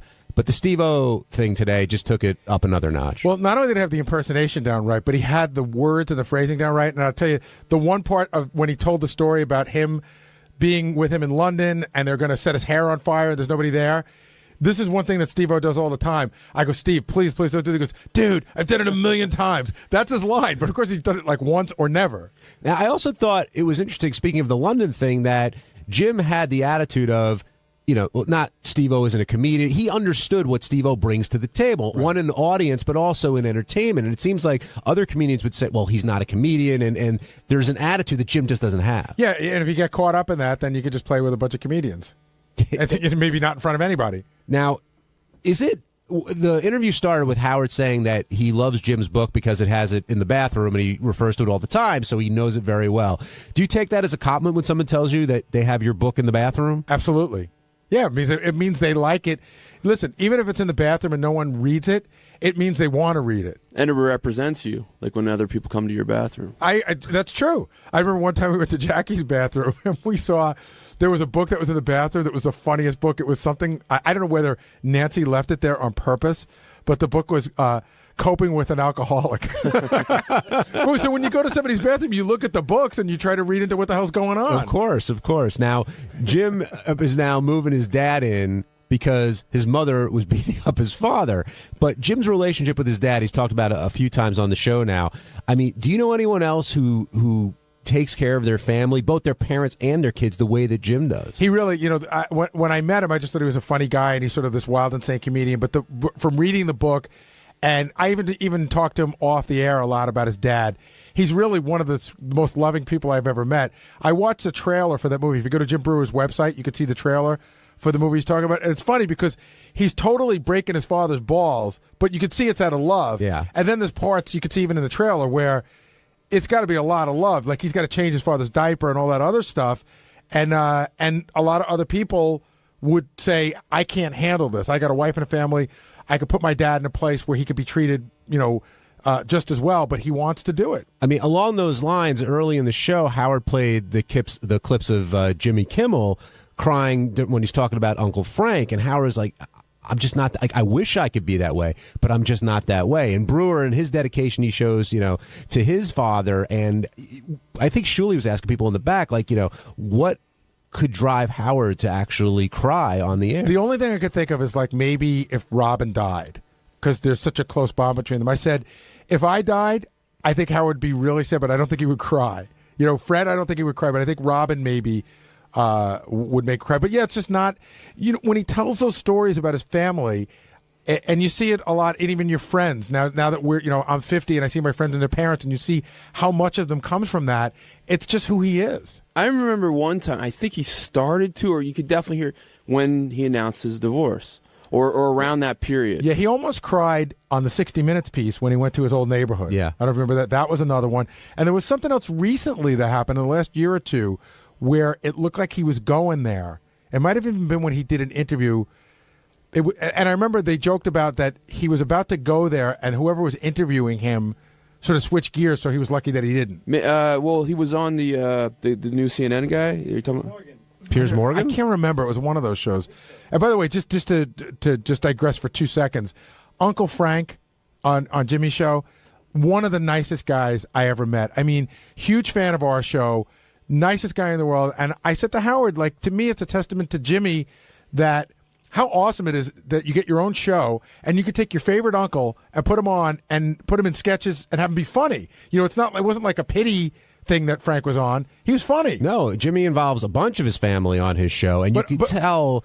I know you could put them on because they're in your family. You could put them on because they're entertaining and funny, and Uncle Frank certainly was that. But you could tell how Jimmy feels about his family and the closest there. Whereas when you hear Howard, I think Howard is extremely close with his father and his mother, even though his dad's very standoffish with certain things emotionally, and his mom, well, his mom's his mom. But I want, unfortunately, and I hope it doesn't happen anytime soon, but his folks are getting older, and if he loses one of them, I think that's going to hit him real hard. I agree. So I said his parents or Robin. I did say when I got interviewed by Shuley, like his parents. But, even watching the trailer from the Brewer movie, like, and I wrote about this in my book. I had the same thing with my father. My father and I, and Jim Brewer says the same thing, we never told each other we loved each other. I never said, Dad, I love you. Well, I probably did, but my father didn't say it back to me. But I never for a second doubted my father's love. It just was, World War II veteran, it's just not his way to say that. And that's just how people can be. What do you remember, like, what your dad would say back when he said, I love you to him? I don't think I said it really to him until he was sick. I might have said it like once. I might have said, hey, Dad, love you. Yeah. And he might have gone, yeah. I don't know, like a grunt. No, or like a grunt. It's just like, it probably made him a little uncomfortable. But you knew the feeling was there. Absolutely. Yeah. It's interesting. Do you tell your dad you love him? Yeah, I do. Yeah. I mean, like my kids and I, we say it all the time. I mean, I almost make it a point to say it to them. Do you kiss them? I do. Where do you kiss them? On the cheek. Okay. It's not to grab a little ass. No, I kiss them on the cheek. They're my kids. Do you say that to your dad? I do. My dad. I love my dad. I'm really close to him. I definitely, and I feel very much loved by him, by both my parents. But it's more something my mom would say back to me than my dad. He's very loving to me and will express loving, but doesn't call me up and say I love you. No, I don't think very many dads do call up their, I don't know how old you are, but we do son kiss and no, but there are moments in life where it may come up. Huh? Of course, I don't think anybody's dad. I don't call my kids up and go, "Hey, I love you." Well, I do but that. There are moments but I do that normally whenever I hang up with my parents. Like, talk to you later. I love you. What does your dad say? Look forward to talking to you on Thursday. That kind of, no, but it's not like an uncomfortable thing. It's just not as much his style to say. I use it as a goodbye. I think I don't know who put up the note, but I think what drove Howard to almost cry was he was talking about his father being how proud he was, and that's really what got to him on the TV interview. I think the thing for Howard too is it sounds like he and his parents are in such a great place right now, but it might not have been the same place 20 or 25 years ago. And again, having been through this, you get to a place where with your parents, is the older you get, the more you appreciate certain things and forgive certain things and understand certain things. And once you get there, it makes you closer. Well, Jim certainly loves his mom and dad. He makes that very clear. The other thing he talked about a lot was his religiousness, but he wouldn't call it that. And then he talked about, of course, the maid being possessed by the devil, which we'll get to in a second. But would you consider Jim a religious person? I mean, his wife is one thing. I get the impression Jim was raised in a religious background a lot like I was, but the difference is he's married to someone who's super religious, so he has the religious knowledge, but a lot of the religious wife is rubbing off on him, which doesn't make him religious. But there's a fine line between religious and superstitious. He seems to be a little of both. What did you think of the maid being possessed by the devil? I thought that was amusing. I don't think she really was. Well, Jim does, apparently. Benji? He's sort of offense about that. Does he really think she was possessed? You don't think it was a clear case of possession? Like, I didn't get it, but I think it's cool. I think I don't like, but I've never heard of cases of possession where I think like, oh, that's a definitive like case of possession. Who do you think the most religious person is around here on our main staff? Well, overtly or in reality? Both. Because overtly, I'm going to go with Sal. Sal's one of those guys who I don't think is very religious, but was beaten down as a kid like a Catholic. So he's like, oh, you can't say this, you can't say that, you got to do this, you got to do that. The most religious person here See, Benji's proud of his Judaism, but I don't know that necessarily makes him religious. I don't know that. Do you consider yourself religious? I'm really interested in it. I'm really interested in is there a God, is there not, that kind of stuff. But I don't have a strong belief. I don't know who is the most religious person here. It's not me. But I do follow some religious practices. I don't know. My vote would be overtly or covertly. My vote's for Sal. I mean, Sal is the only person who he's talked about it before. His beliefs. If it's, I'm real curious because he's so strong opinion about stuff, and I would think he was Steve Brandano. I was an altar boy, but I'm not very religious now. No. But Lisa G's religious? No, she's not. No? No. What about Howard? I mean, Howard, not what I would consider. I put Howard in the Benji category. I don't think Howard doesn't go to temple or anything like that. I think he appreciates the historical aspect of it and the heritage more than the actual religion. Well, I did ask, and it might be out of respect for his parents. I remember once on the air, God forbid, when his dad passed away, would he say the Mourner's Kaddish, which is a very big deal in Judaism to respect someone that's passed away. He said he would. Oh, listen, I went to the funeral of a very close relative recently, and it was this really weird moment because I got up to take communion. I haven't taken communion in 30 years, but I did it out of respect for everybody that was around me. Yeah. There's also a difference between being a traditionalist and being religious. Right. And you brought up Lisa. I think Lisa is more of a traditionalist than she is. Well, she's not. I don't think she's very traditional. Well, I mean, she in terms of observing the holidays and things like that. Oh, you mean she just takes off work when there's a Jewish holiday? No. Well, yeah, I guess that's traditionalist in a way. That wasn't referring to that. The weird thing is if you go a little deeper into our group, probably the most religious person here is Ross. He observes a lot. I would say I'm probably, if you're going by practice, I'm more so than him probably. When do you ever practice? I for the most part, I don't eat milk with meat. I'm vegetarian now anyway, mostly, but I wouldn't eat, before that I wouldn't eat milk with meat. I wouldn't eat pork. I wouldn't eat shellfish. Dan and Philly, you're on the wrap-up show. Hey, how you doing, guys? Hey, Dan, what's up? I think Scott the Pace is probably one of the biggest religious nuts. Well, we don't even know what religion is he. He says he's 1/16 Jewish. He's an asshole. That's what kind of religion. No, I don't think he's very religious. Well, it kind of came up with Brewer. What do you do? Do you find religion as is a definitive belief in God? John's question was what I took from it. Who's the most traditional religious here? Not what your faith is, but Sal, do you find yourself to be very religious? That's a tough question. I don't like going to church. I really don't believe in church. I go through the traditions of it, like Christmas, on Christmas Eve and whatnot. But I think religion is just your own personal communication and relationship with God. That's what I think religion is. Does your family go to church every Sunday? No, but we did when we were younger. I used to go with my my Nonna Pizza. That's what we used to call her. So we used to go with her, and she had the saints, the Madonna with the dollar wrapped around it, and she would pray for that. And my mom has a huge picture of Jesus Christ over her bed with big wooden rosary beads hanging down over it. So we're religion. I guess my family's religious in that sense, but I'm not that deep into it. By the way, what Sal's talking about, my mother had them, my grandmother had them, religious statues, and you tape money underneath them. And the only reason I bring that up is that goes back, you have to turn the statue over to put the money under. And that goes back to one of the greatest lines in the history of the show when Pat Cooper's yelling at his mother. And he said, "Mom, you never turned over a statue in your life." That's what he's talking about. And I tell you, as a kid, being at my grandparents' house, I was, especially when the ice cream man came by, I was always tempted to take that money. But my grandmother always told me, you take that money, something really bad's going to happen to you. You would get bad luck. So what's the difference between that and voodoo? Probably nothing. Voodoo is generally what? I could put a spell on you. Yeah, voodoo is more of an African religion. I think the Madonna with the money is an Italian thing. But you believe in God, right? Yeah, I believe in God. I believe there's something out there. I think there's something that we certainly need to identify with. I think we got here by some reason. I don't, there is. I think we all have a soul. I think there's somebody that we could communicate to. It's just there, and I think it's important to do that. John, where do you fall in terms of how religious would you say you are? Not very. I'm more traditionalist than religious, but religious enough to go through the exercises, whatever else of being a Long Island Jew.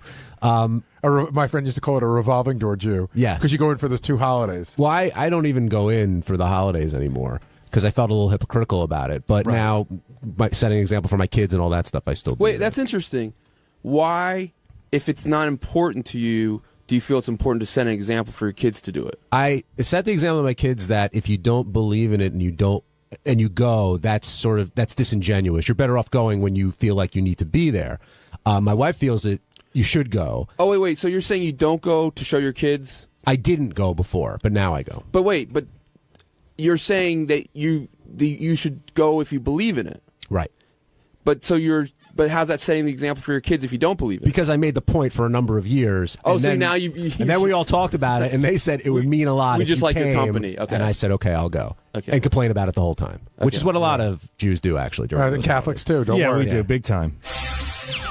On Thursday's wrap-up show, we were talking a lot about Robin and her laughing at Howard when Howard talked about getting in touch with the weatherman. And then we moved on to Mad Dog Russo, but I saw Howard pop up on the screen, and he wanted to clarify why he got in touch with that weatherman and just didn't understand why Robin was laughing at him. So naturally, we talked to Howard, we gave our own opinions, and here's how it all went.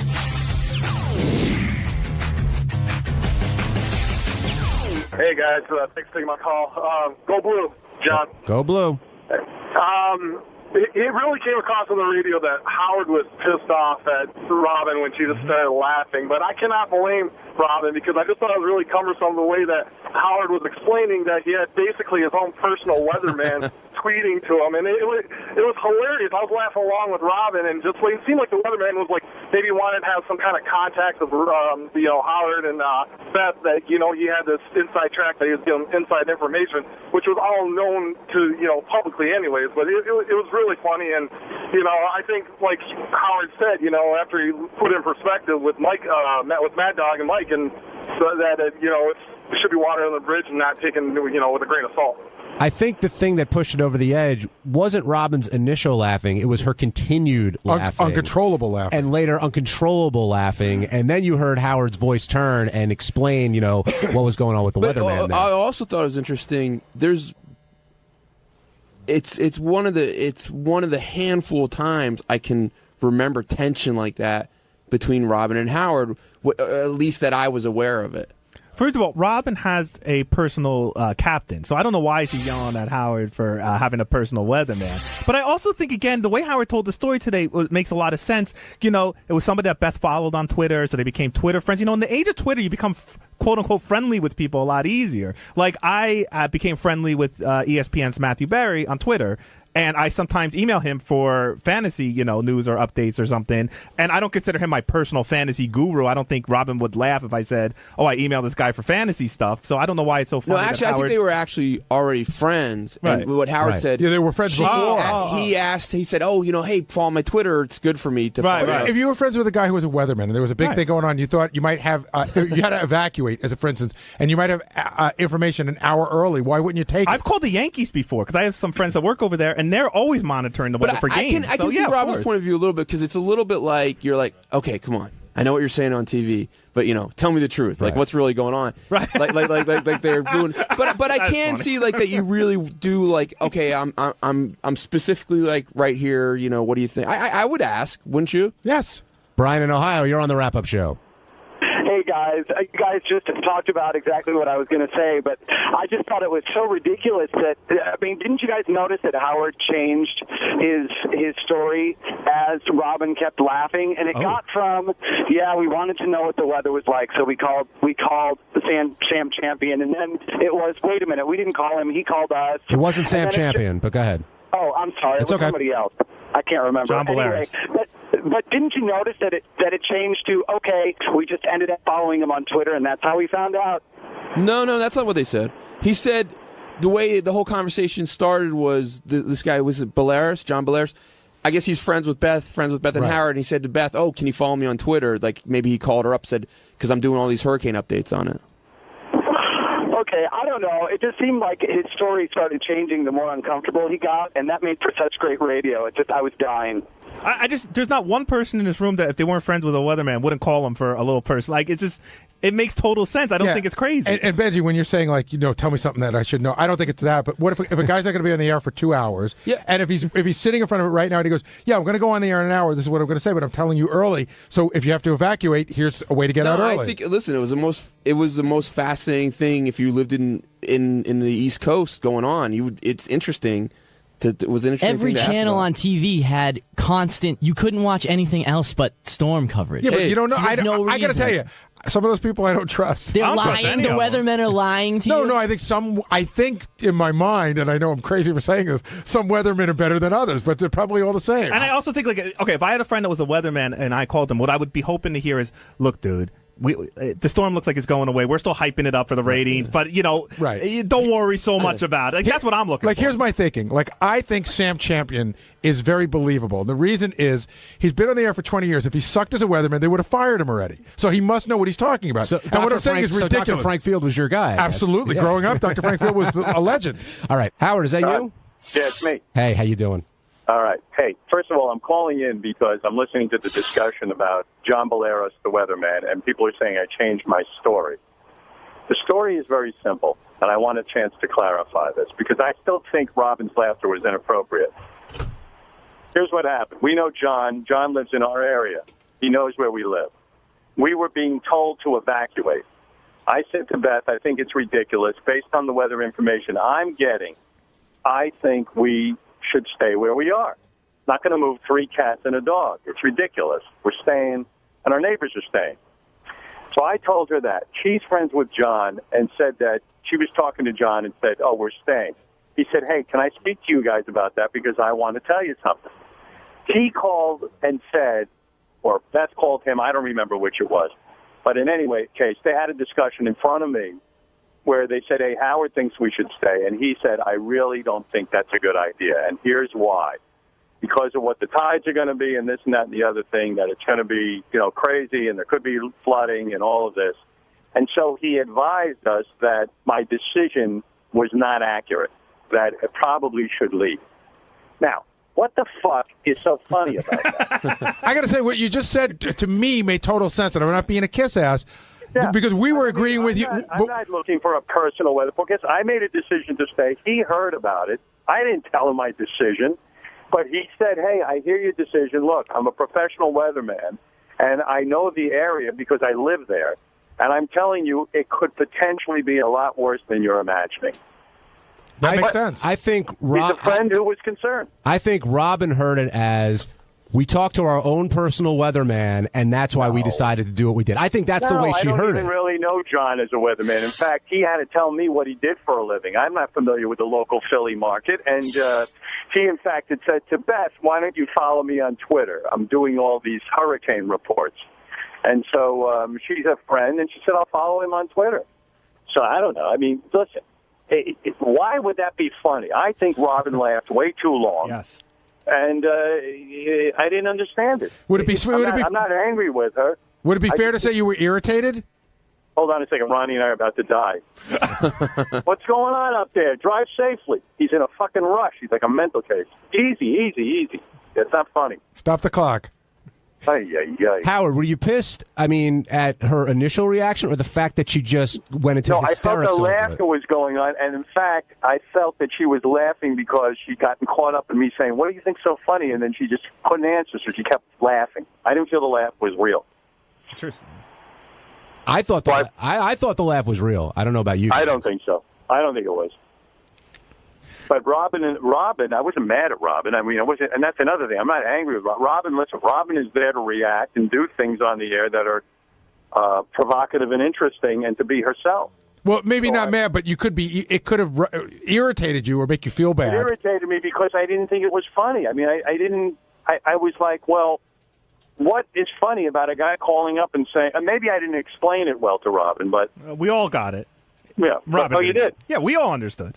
Well, So I thought, well, maybe there's a joke here that I'm not getting, that there's something crazy in the fact that this guy's a weatherman and he's concerned about us and thinks I'm making the wrong decision. Well, Benji was saying before, it's one of the few times where he sensed genuine tension between you and Robin. Is that was going on? I didn't have. Honestly, I wasn't upset or angry. I was just like, Well, I don't understand what's funny.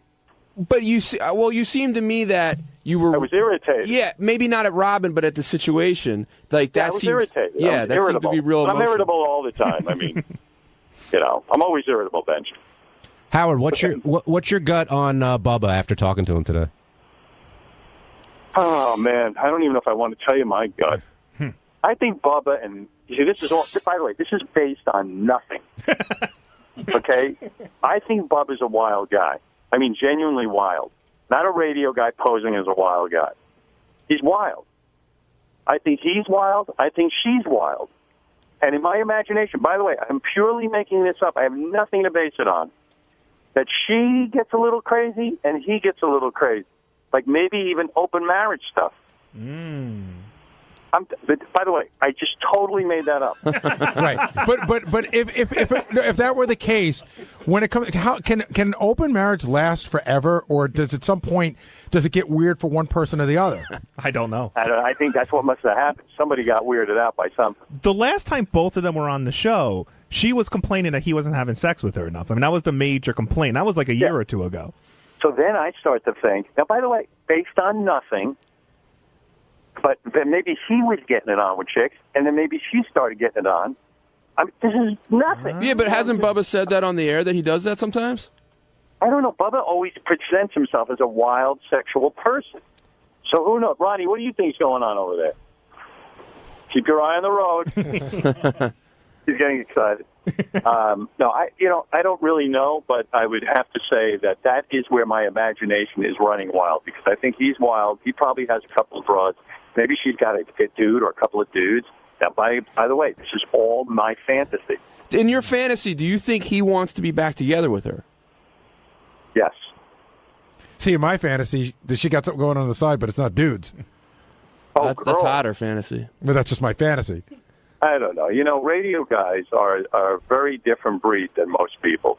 Well, you're very different than most radio guys. I am. I'm not, because I've been sequestered. I'm a self-imposed exile. I'm more sort of on my own. But a lot of radio guys, they bond. They have lots of hijinks. Like Bubba's a man's man. He has lots of bros. They hang out. I mean, anything could have gone wrong. And when he says he's, preoccupied with a lot of different things, I don't know. It feels like there's more to the story. So Bubba's trying to win her back? I don't know. I can't figure it out. It depends what the scenario is. Yeah, I just think that he really – I felt like he didn't want to give anything away today, and he was going to bear the brunt of it for, say, it's me, because he just didn't want to talk about anything. But didn't you think he actually sounded today like a guy who's already lawyered up. So he's like the lawyer saying to him, you shut your mouth, Bubba. Don't say a word. I don't care what good radio comes out of it. See, I took it he was doing kind of the Sal rap, like it's me. I'm not, my focus is in the wrong place. I need to spend more time. That whole thing that Sal did when he had his issue with Christine and the emotional friend. Yeah, I don't know. Sal's story is the most outrageous. Like, Sal's got this hot wife who doesn't want to have sex with him, and then has an emotional friend. I don't know. Could that be Bubba's situation, that she's got an emotional friend, like a lover or something? I don't know. I bet she has emotional friends. I mean, Bubba can get lots of women. I know that. He's very masculine. Well, he definitely Bubba seemed to imply something happened, because he said, whatever happened, I'll take the blame. Yeah, something happened. So maybe. So when I hear a guy say that, this is all my imagination, that he's with chicks, and then all of a sudden she says, fuck this, I'm going to go get a guy, and then he gets pissed, something like that. But who am I to even think that for a minute? I mean, Heather's a Sunday school teacher, isn't she? I think you might be right. Yeah, so I don't know. I don't know who the hell knows what happened. I mean, you never know, and maybe we'll never know. But he lives a wild life, Bubba. And he was also torn with I know what makes good radio, Howard, but I don't want to answer your question. Yet if I don't answer it, then I'm not going to make great radio for you. That's why I think he's a guy who's already gotten a lawyer. Interesting. Lawyers tell you to shut your mouth, because then when it comes to a settlement, they'll whip out those phone conversations with me. That's true. I've seen many a conversation be subpoenaed.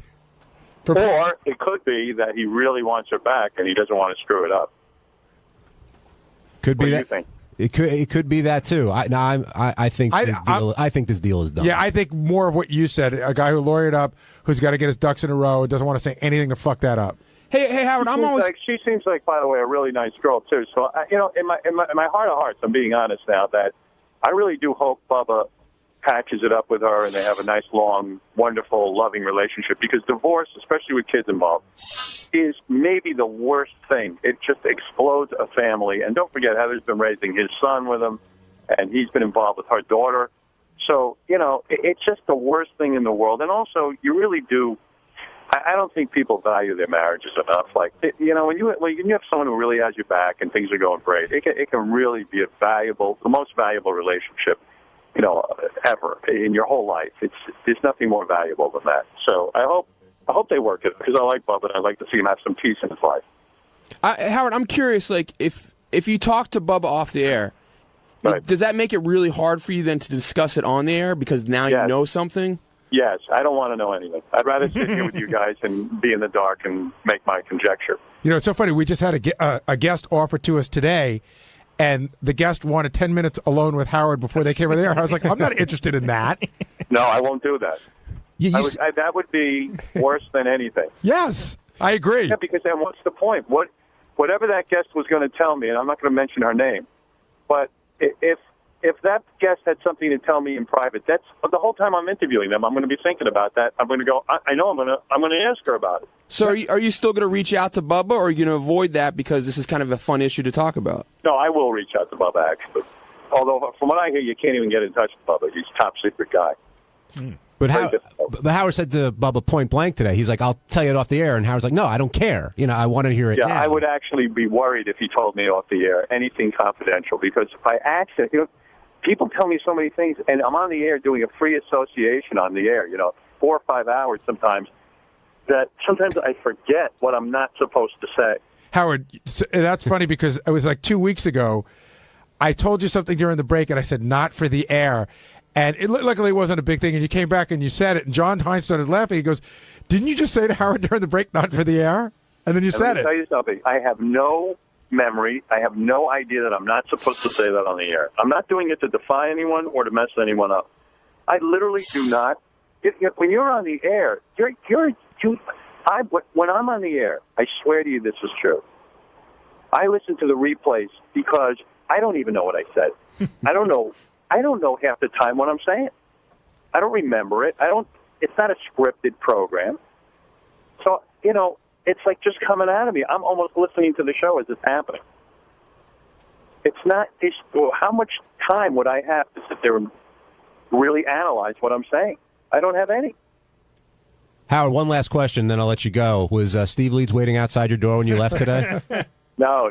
Steve wasn't. I love Steve. Steve's a good man, but waiting outside my door is really uncomfortable because if you listen to a conversation. And if you listen to the show, which he does every day, that's like on the the 10 Commandments of things not to do. People don't believe that applies when it comes to them. That's true. I swear to you. Remember we were saying on the air how Tim always gets me right after the show? Uh-huh.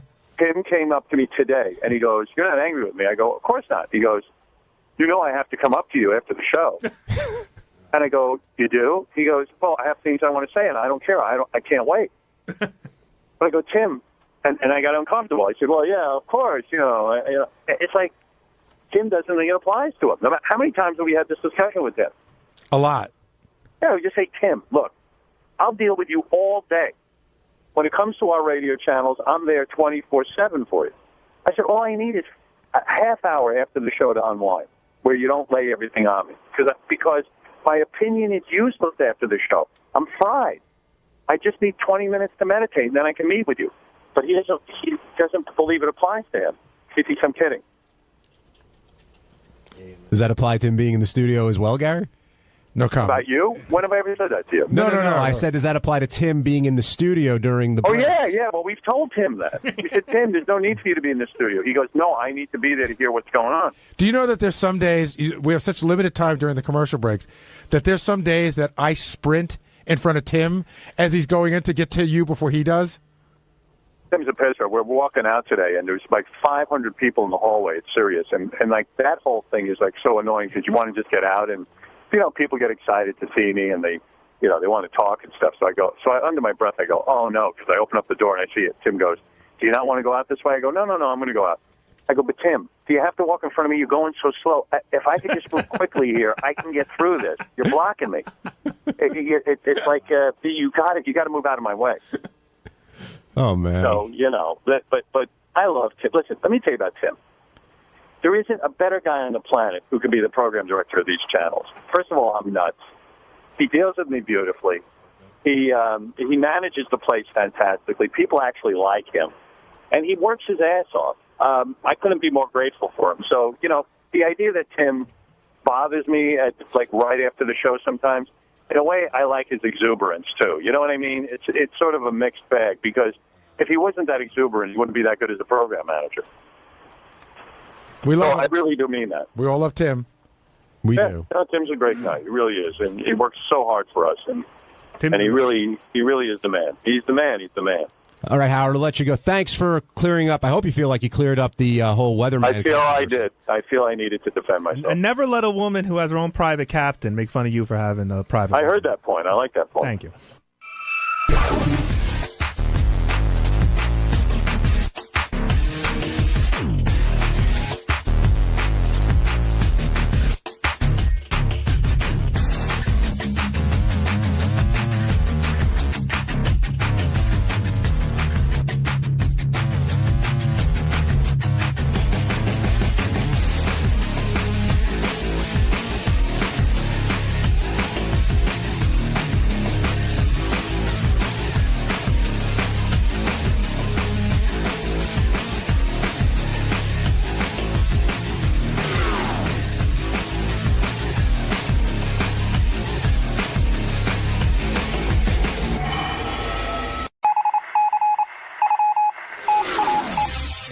This is the best of the wrap-up show. A recap and behind-the-scenes look with John High and Gary Dell'Abate. The best of the wrap-up show begins now. Hey, it's Sal Governale, and on Monday's wrap-up show, we discuss Gary the Retard. Yay! Everybody loves Gary the Retard, and I love the fact that he embraces the fact that he's retarded. Hey, I'm retarded too. Takes one to know one. We also discussed my feelings on certain handicaps, like people who are deaf. How I have a soft spot for them. Though there are some times that I personally wish I was deaf myself. But that's another story. So check it out. Sal Governale is now joining us, and I wanted to compliment you, Sal, on a nice job you did during that whole Gary the Retard segment. Oh, thank you, John. Very nice of you. Now, I'm not going to go out on a limb here, but I will guess that you had no idea who Carrie Ann Inaba was. I thought it was Carrie Ann and Arbor. I thought it was like a Captain and Tennille type of thing. Can I give you a little insight into how Carrie Ann and Arbor? This is so great. Howard goes, let's talk to Carrie Ann and Arbor. And Sal's running down the hallway, and he goes, "Who's Carrie Ann Arbor?" And we go, "She's on Dancing with the Stars." And he goes, "Okay," and he runs into the studio. I had no idea. So, did you think you were doing two people? Like what? Well, I shouted it. I go, "Who the hell's Carrie Ann and Arbor?" I thought it was a singing group or something. And Gary goes, "She sings on whatever. She's on whatever it is." So I walked in, and I had no idea she was Asian as well, right? So she's Asian. She's on one of these talent shows. Dancing with the Stars, right? And that was primarily it. But thank God Gary's retarded because regardless, I think I could have done Carrie and Arbor if there was another Ann Arbor, and he wouldn't have caught on either way. Gary was oblivious to who she or they were. Now, you mess with Gary the Retard all the time, and you say he has a great sense of humor about it, or you were saying, I don't want to put words in your mouth. He embraces being retarded. Yeah, what did you mean by that? Exactly that. Like Gary, yes, Gary is retarded. Gary has an extremely, extremely low IQ, but Gary's also aware of it. He has the ability to recognize things, and he loves that he's Gary the Retard. Everybody has a niche at something, and Gary's niche is being the lovable, fun retard, and I think we live in a society where we pity these people. I think it's almost like that attitude that certain people have against, let's say, for example, like Michael Stivic from All in the Family was a liberal, and he would pity African Americans. And now it's more insulting than what Archie Bunker would do, which would be an ignorant stance. I think it's the same thing with Gary. When you pity a retard, I think it's very insulting. Gary has the ability to get by. He puts on his own clothes. He can do a lot of things. So, yeah, he knows he's retarded, but he embraces it, and he celebrates it. But is goofing on someone retarded insulting? Yes, it is to a certain degree, but Gary, in some odd way, gets it. Like, look, I'll goof on Gary for his teeth, but just because he's smarter than Gary the retard doesn't necessarily mean he can't take the joke. Gary has the ability to take the joke, and I think embrace it to a certain degree. As long as it's not mean-spirited. Do you think Gary oftentimes knows it's a joke? Yes, absolutely. Well, listen. You think he knows a joke every time you're making a joke? When you guys, not every time. Do you think that he was panicked that the retarded flu was coming after him for real? You know, that's a great question. I don't think so much panic, that maybe more annoyed, maybe a combination of the two. The retarded flu thing, how that evolved is that Wendy called. When I did. No, I got how it evolved. Don't worry about that. What I'm saying is, I guess he did at the time. I think he was scared of the retarded flu. So how could he have a good sense of humor about something he doesn't fully understand? In some cases, you know, some things go over his head, as they would me, as they would you, some in rare occasions. And I don't know. How rare do you think it is for Gary? Well, look, now when Rich and I call Gary, half of the time he's like, you fucking idiots. Gary's cursing us out. He's calling us morons. He gets the joke immediately. 90% of the time he gets the joke, and he's funny because he'll give it right back to us. So I just wonder if you saying that he gets it, he's one of the guys, is just a way for you to feel better about yourself. No, I think he gets it to a certain degree. He knows he's Gary the retard. He's proud of being Gary the retard. We did a prank call where Rich and I called as a nurse and a doctor, and we gave him good news that he's no longer retarded, and he was upset about that. So, yeah, I mean, you know, I have a soft spot for people with what kills me, like deaf people, like really kills me. Every time I see somebody deaf, I'm on the verge of tears. I don't know why. I always cry when I see deaf people. I saw a documentary with deaf people, and they went to a Motley Crue concert, and they were holding the speakers for vibrations, and I just broke down in tears. So I definitely have a soft spot for handicaps, but. So do you have at the same time, what I appreciate about the deaf people is that they didn't want. I felt bad, like I'm pitying them. They were enjoying themselves. They, you know, that action of holding those speakers made them enjoy music like we do, and it was very, very inspiring. And I think that's the same thing with Gary. It's like, you know, you have to know how far, in any capacity with any person, how far you can push it. Well, you talk about that you have a lot of empathy for handicapped people. Do you have the same feelings for, say, Eric the Midget that you do for, say, Gary the Retard? Eric the Midget's, I mean, God was in a bad mood when he made Eric the Midget. No matter how you slice it. I mean, you know, Eric, you know, if Eric wants 4 cans of soda, so be it. Eric should get a warehouse full of soda. The guy's built like a turkey with lobster claws, sits in a wheelchair. I mean, it sucks. Look at his life. It's absolutely horrible. He has every right to be miserable and bitter. I have a functioning penis. I have feet that work. I have somewhat of a head of hair. I'm not overweight, and I'm bitter. I shouldn't be bitter. He should be. Sal, why do you think you have that soft spot for deaf people? Did something happen at a young age, or like what about it do you think drives you to tears? I have no idea. It's just that, you know why? Because I love music so much, and when you see somebody who's been denied that gift, it's so heartbreaking. It really is. And being blind, I mean, I really think we take it for granted. But you're right now you're pitying those people.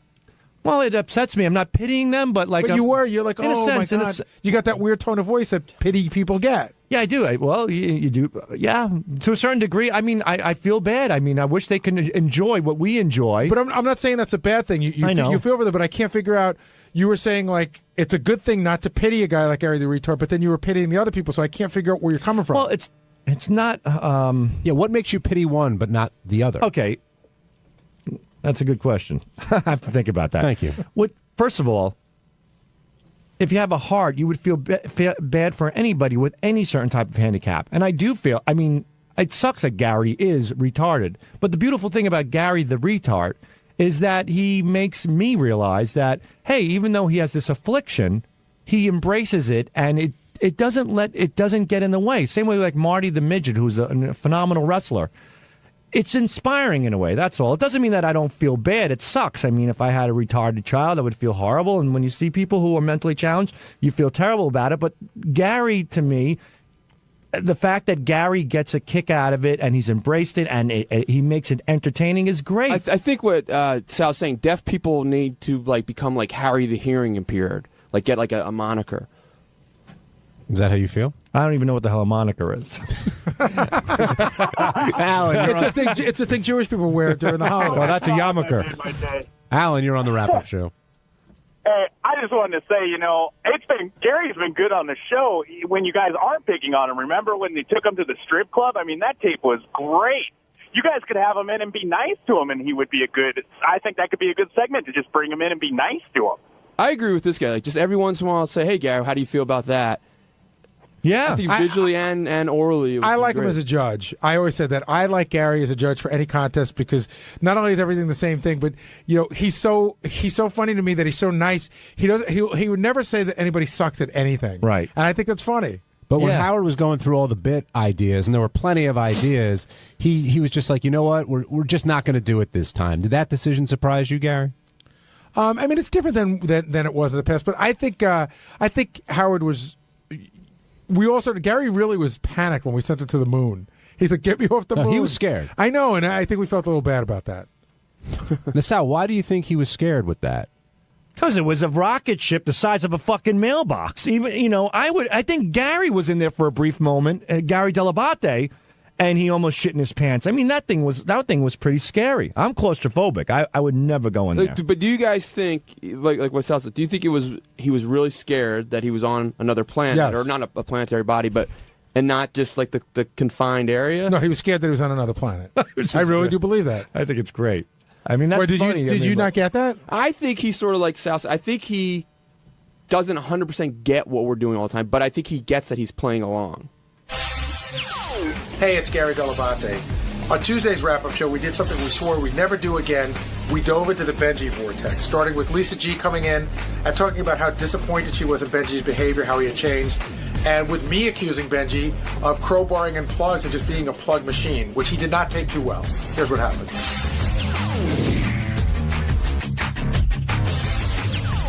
As we dig a little deep into the Benji vortex, although we're still awaiting Benji to get here, but we do have... Isn't that part of the vortex? Yes, I guess it is. This is his master plan. But we do have 2/3 of the news team here with John Lieberman and Lisa G. And by the way, Lisa G came to me earlier today and was emphatic that she would not be able to come down to wrap up today to discuss this topic. Lisa, thank you. It's called peer pressure. Thank you for making the time, Lisa. Thank you. I got a late start today with some interviews I was doing, and I just thought I couldn't have time, but it's important, and I'm making time, and I'm glad I'm here. Well, Lisa, I was shocked to hear that your bias prevented you from covering this story. I wanted to go cover it, and my news director, Brad Driver, didn't think it would be the best idea. Why? Because it's hard for me to answer. I think everyone feels I'm too emotionally involved. I felt I could have done a fair job, but I understand. Are you feuding with Elisa? No, I'm not. Was she feuding with you? John would know better. He's interviewed Well, you her. would know, Lisa. Let's be honest. There's not a chick in the world that doesn't know if another chick's giving you shit. If Lisa has said, and Lisa, I don't want to put words in your mouth, but Lisa has said that she thinks Elisa may be using Benji or not have his best interests at heart, I can understand why Elisa may be upset with that. I think she heard a comment I said, and that upset her. The bottom line is Benji's doing what he wants to do, and that's upsetting to me because I liked him the way he used to be, and I feel that when she says jump, he jumps. So it's not against her. It's probably more so against Benji. To me, he has turned into a hamster. He looks like a hamster. He's acting like a hamster. Like, oh, my God, Lisa, what can I do for her? Like that. And so that's upsetting to me. I liked him the way he used to be. Gary? This sounds like a jealous woman. No, I'm not jealous. That's what it sounds like. Why is it jealous? Because that's naive. Why can't people change? Pet names like hamster? And the other thing I'm is, not giving him a pet name. I'm criticizing the way he looks and he acts. if you were in a relationship with a guy, right, you would probably change a little bit. You just do because you people adapt to each other. We all do. Right. So then I have to accept that this is what makes him happy. It's similar to, you've got kids, having a kid, maybe not liking her boyfriend so much, but realizing this is her choice. We'll cross that bridge when we come to it. Right. So that's what I'm going through. Benji, it's all about you right now. I just walked in, so I don't know what's been said. Well, we were talking about, Lisa was saying how she feels, and Lisa, you say so. I don't want to put words in your mouth. That it's upsetting to me that the way you've changed, that I liked you the way you were before. And I'm not the only one who has said that, but this is your choice. So it's my issue. I need to accept it. Okay, so this happens a lot around here. People just kind of make labels. How have I changed? I feel that when Elisa says jump, you jump? And I watched that video of the two of you in your apartment, and you take off your hat, and she goes, "Put back that hat," and you put the hat back on, and I'm thinking, what's wrong with your head? Lisa's theory. Hold on. Lisa's theory was, by the way, because she said to me this morning that you were blowing your image by showing the world your baldness, and Lisa wanted to put that hat back on. Well, I think she thinks, and I do too, that I look a lot better with a hat on, and that. Benji, what's the big deal? What's the big deal? You have a bald spot or whatever it is. Well, I don't know anymore. Elisa, I'm much more. I think. What? I think I'm a more attractive person with a hat. But that goes way before Elisa. You can play clips of the show when you guys yell at me, and sometimes I do jokingly take off the hat. Benji, are you going to say that you haven't changed since you've been in this relationship at all? Not my personality, I don't think. I've lost some weight, and you changed your look. Not a lot, but a few things. Not a lot. No, not a lot. I grew a beard at her suggestion. I thought that was you know what you grew a beard, then you colored it, and then you put wore on a hat. platform sneakers. That was my idea to dye the beard. But first of all, I thought that was a good suggestion. I said, I'll try that, and I ended up liking it. And sometimes I shave it when I don't. So I mean, but Lisa, you're saying that I don't know. I don't think my personality's really changed that much. I just don't think. I think that's BS. Lisa's not the only one upset, Benji, because I was talking to Gary before, and he's having some issues with you lately in terms of what's going on. I feel like that I said this on the news, so I'll say it right to your face. I feel like you're becoming like Jackie, like you're crowbarring in plugs, and I feel like it's become about plugging everything that you do. You don't reel it in at all, and it's getting tedious. And I almost feel like Howard's the sleeping tiger, and you're poking him. One day he's going to get up, and it's just going to go, enough of this shit already. And I'm not sure what the end game is. Like if it was for something, like, is this song really super important to you? Like super important on a level that you're going to go all in with your plugs, because you can't plug like this forever. I don't think. I mean, I don't know how to fight that. You feel that way. Not a fight. No, I mean, I don't know how to argue that. What's the question? Is this song the most important thing in my life? In other words, I feel like I feel like you're taking whatever you put in the bank as far as goodwill on how much you can plug something, and you're putting it all in on this particular project. I think a lot of things that you guys think I do to seek attention on the show, I'm not. I'm just being myself. But my question is, are you answer what I just said? Everybody, we all know that You're saying your question is, do you still beat your wife? Kind of question. Then that wasn't what I said. No, it's that kind of question that it presumes. It's not. It presumes some guilt. No, it doesn't. I'm saying that you're taking all the goodwill you built up and you plug day and night. That's not bullshit. That's a fact. No, but I don't think I do, Gary. A plug day, and I do plugs on the show that we're given the opportunity to do. You bring it up whenever you can, and you do whatever you can. Wait a second, and you do whatever you can to draw attention to having people talk. It's not an interpretation. It's a fact. Are you talking about the writing on the hands, Gary? At least, and you were very not truthful today. You did say to me off the air yesterday, I thought about taking you off, and I thought, why should I do that? I thought about that. The fact, like, I did it for a purpose of that. Hey, this is something like when I want to look at it, I can look at it and it'll help me learn the lyrics. And then right before I got in work yesterday, I was like, fuck, you know what? They're going to give me shit. They're going to say, because they always think I'm doing shit for attention. Right. And I'm like, because they think that, maybe I should wash it, even though that wasn't the reason I put it on there. But I said, fuck that. It's something I would do for a purpose, not for the attention. I'm not going to just change things so they don't think I'm seeking attention. That's what I said. And I think that you took part of that, but you didn't take the full thing. Well, I think you said, I thought of their feelings, and I thought of my feelings, and my feelings were way more important than what their feelings are. That's what I'm hearing. No.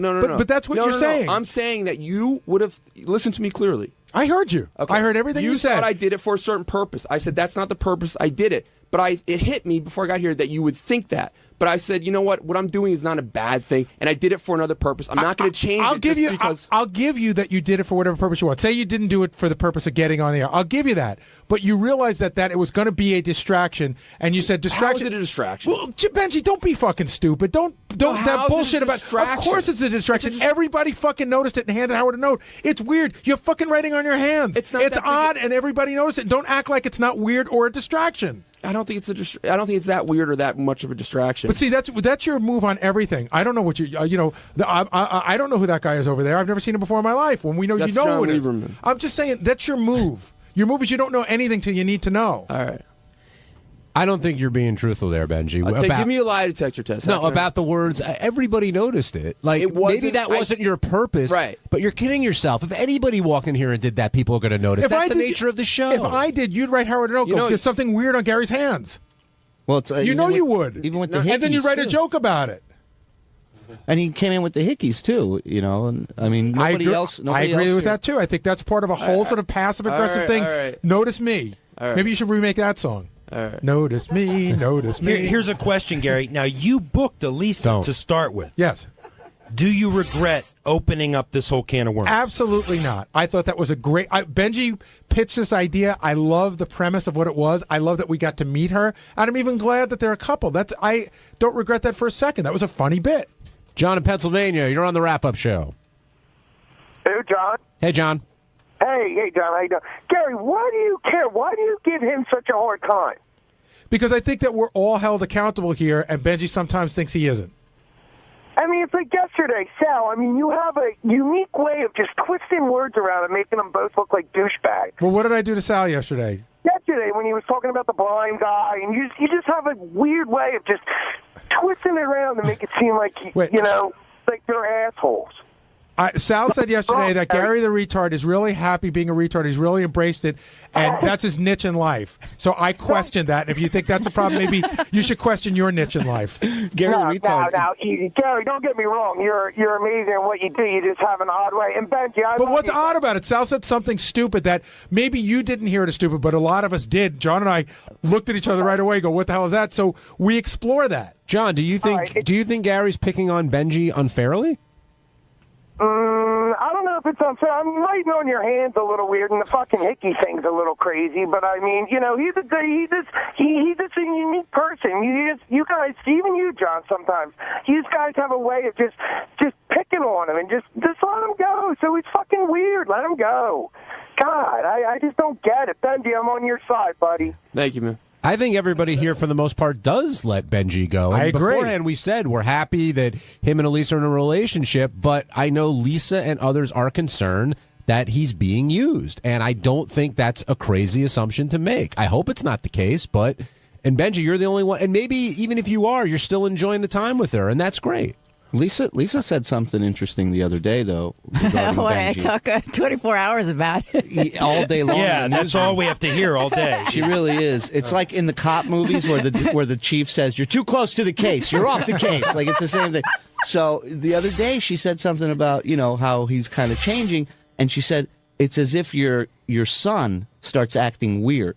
Like, she put him in the context of, like, No, kid. I just said. Well, No, I just at least said that I to have John. a revelation to make. No, I said that to John. The It's age like when doesn't his work. daughter dates dates a guy that he's not that fond of. So but that's their choice. So this is Benji's choice.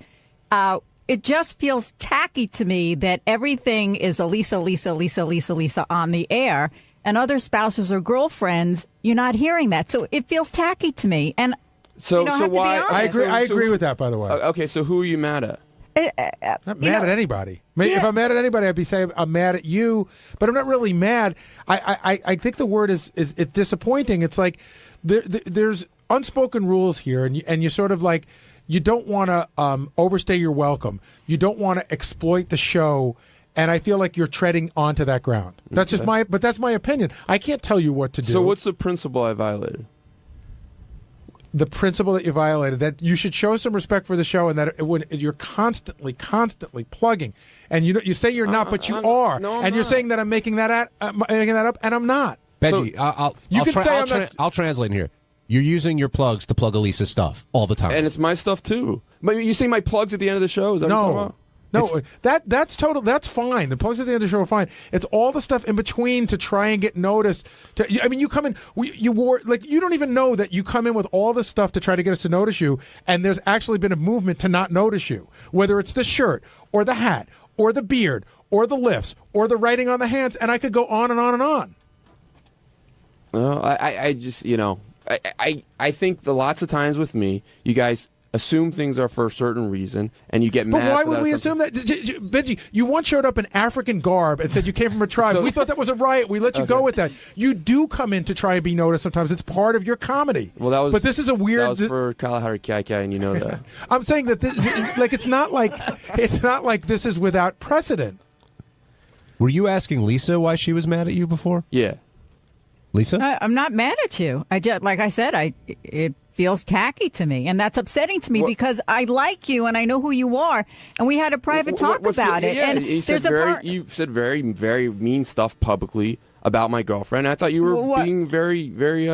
What did she say that was mean? I'm not going to repeat it. Well, I think the comment was in one of my pieces. John will repeat it. Lisa called Lisa's career a non-career. No, I said referring to her musical ability. No, I said Benji's trying to be a hero to a non-career. That's what I said. Lisa's memorized the line. So that was a strike, and I apologize. No, you never did. Actually, you said I'm sorry. You kept saying I'm sorry if that hurt your feelings. Didn't you never also said apologize for saying it? I think you said it. I don't know what your rage is about it. What your upsetness is about She's it. not a rage. You haven't heard what everyone has been saying here. That so why do you? Why are you? Look, why are you if giving, she's that talented, she'll be fine on her own. She's getting noticed. You can take a breath about it, Benji. Okay, what if I feel like you're in this like trance about. Oh my God, I have to get her a career, a recording contract. It will happen. Enjoy being part of she's this. being meant. Yeah, but it just feels like too much. Well, it doesn't feel organic. That's for sure. It does not feel to anything. It feels very manufactured. All right.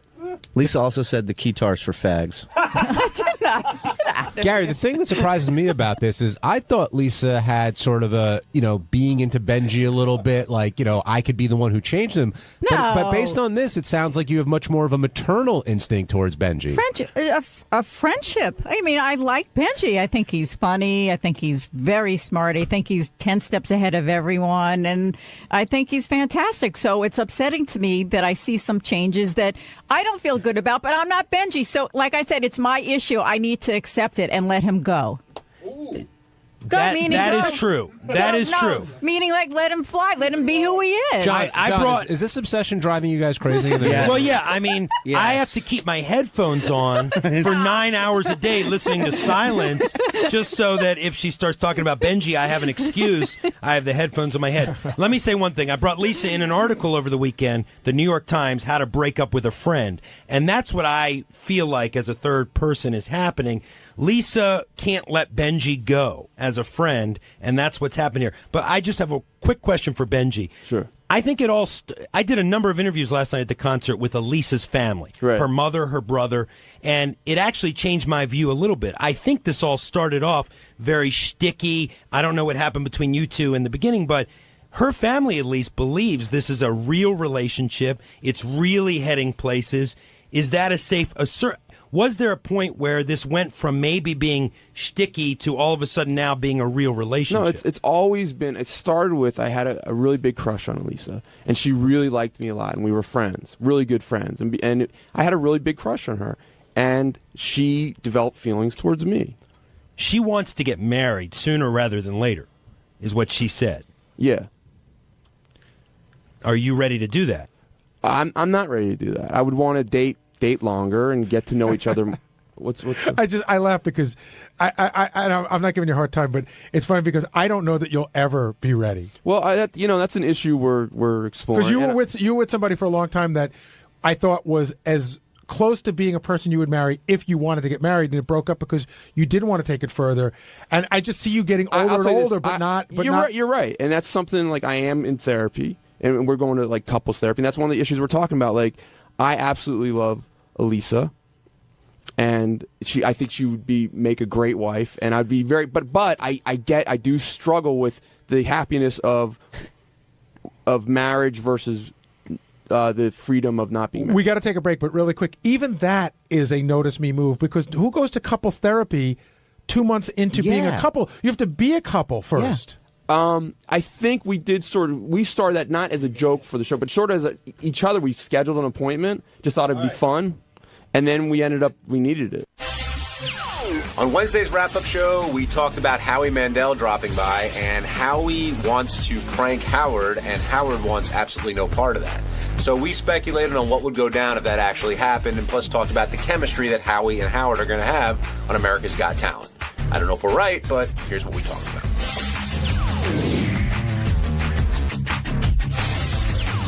Does Howie think that Howard is avoiding his phone calls? You heard some of that paranoia today, and you can't tell if he's messing with Howard or if he really thinks that he's avoiding him. Yeah, I couldn't understand why. When I sent Howie the number, I said, if you don't get him, just leave a message. And I don't know why he won't leave a message. He said he won't leave a message to an automated type of attendant sort of thing. As opposed to what, an answering machine?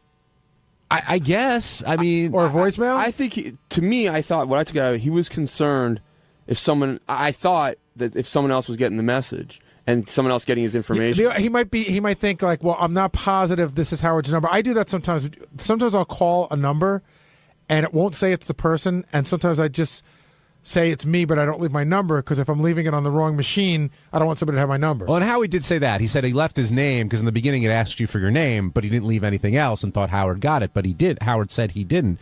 But Howie's also the guy who's telling Howard, relax, take it easy, just enjoy yourself when you're judging America's Got Talent. And I don't know if Howard can do that, Gary. I mean, he says he's going in, he just wants to judge, but after hearing what he's going to go through today, I think it's going to be a difficult task for him. I just hope, partially being a little selfish, but especially for Howard, I just hope it's as good an experience as he wants it to be, because he's doing this because he really wants to do it for the fun of it. And Howie, I love Howie's thing about how, like, I'd go to clubs at night. I've been, he said, I've been, judging people for years. It's not even a job. He said he would sit at home and watch, when he was off, and now he doesn't even consider it a job. I loved his wardrobe request, too, of chainmail and tunics when they asked Howie, when he wants to come on America's Got Talent, because Howie never revealed that he was pranking them. He just said he really wants tunics and put the costume person through that. But Howard's got his wardrobe, I guess, all set, or he's setting it up, and he said, well, Howie, there's an easy way to avoid like these 3 a.m. nights, and I'll just listen to what I have to say, and then we'll take care of it. But I think with Vegas week, there are going to be some serious deliberations by the producers and the judges, and Howard's in for some long nights, whether he wants them or not. And that's going to be trouble, because Howard doesn't do 2 a.m. It's just not. It's not in his repertoire. He's just not. He did it, and now he doesn't do it anymore. Is that? I haven't seen the show in the past. Is that part of the show? No. Because I would think that'd be a great part of the show. Well, no. They'll shoot a lot of it, and they might shoot until 2 a.m. Is that what he was saying? But no. The Vegas week, that's when they narrow it down to 48 contestants. Oh, I see. And so that's when they're up late deciding who the 48 are going to be. But they shoot all of that, right? Yeah, they do. But that's not a quick decision to be made. So that week is a very intense, long week. And Howard's like, well, why up till 3 in the morning? Just make up your minds and go forward. But I don't know if the producers are going to be up for it or if Howie and Sharon are going to be up for it. But Howie said to Howard, I'm going to mess with you. And Howard's like, if you fuck with me, I'll kill you. I'll kill you. And then he talked about rubbing germs all over him. And I said this when I went in today, I think Howie will mess with him once, and then Howard will strike back once, and then that will be the end of the pranks on Howard. I can't wait to see the whole thing unfold in the tabloids. Howard Stern rubs feces on Howie Mandel after he puts Coke machine in front of door. I think Howie will do it, but not in a way, like an interruptive way, like blocking Pierce from getting out of his dressing room. I think he'll do something more like candid camera-ish that Howard would find funny. Like, for some reason, all day he encounters Asian midgets or something like that. That's all he encounters. And I think that's the kind of thing Howard But Howard doesn't find being pranked funny if it's happening to him, right, Gary? We pranked him once. And, Richard pranked him. Was it Richard or Scott? Yeah. And he didn't like that. But we pranked him once, and I did this with Robin's permission, and it was on April Fool's Day about 15 years ago. Basically, we rigged the homeless game, and Robin kept betting with him, and Robin had all the answers. And that, I think he thought was funny, but that was good for the air and relatively harmless. And so that, but that was once, and once was enough. And I was called by, there was a version of Candid Camera that was on the air like 10 years ago Or punked. I know, that's what it was. I was called by the people at Punked. They wanted to punk Howard. They wanted me to help him. I go, you're out of your fucking mind. I remember Scott and Ronnie sending in Langford early to prank Howard, and we all know how that turned out. But can you imagine what would happen if I said to the people at Punked, oh, this is Howard, I said, you don't understand, he doesn't like this. And I said, I can't do this without his agent, but I'm not setting Howard up for a prank. You'd be paying for it for I'd be fired. Years. I'd be fired. Yeah, I think you would be too. Justin in Washington, welcome to the Wrap-Up Show.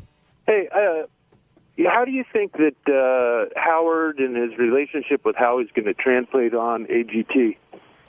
Well, I think everything's great now because they both have a lot of respect for each other, but I wonder how it's going to play out when they vehemently disagree with each other.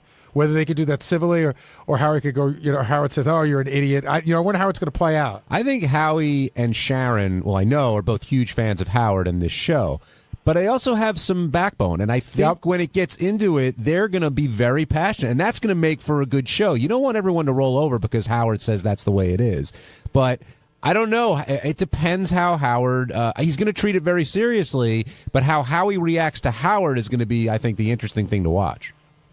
Yeah, I agree. I mean, I think I've never watched America's Got Talent. I think it's kind of gay to watch America's Got Talent.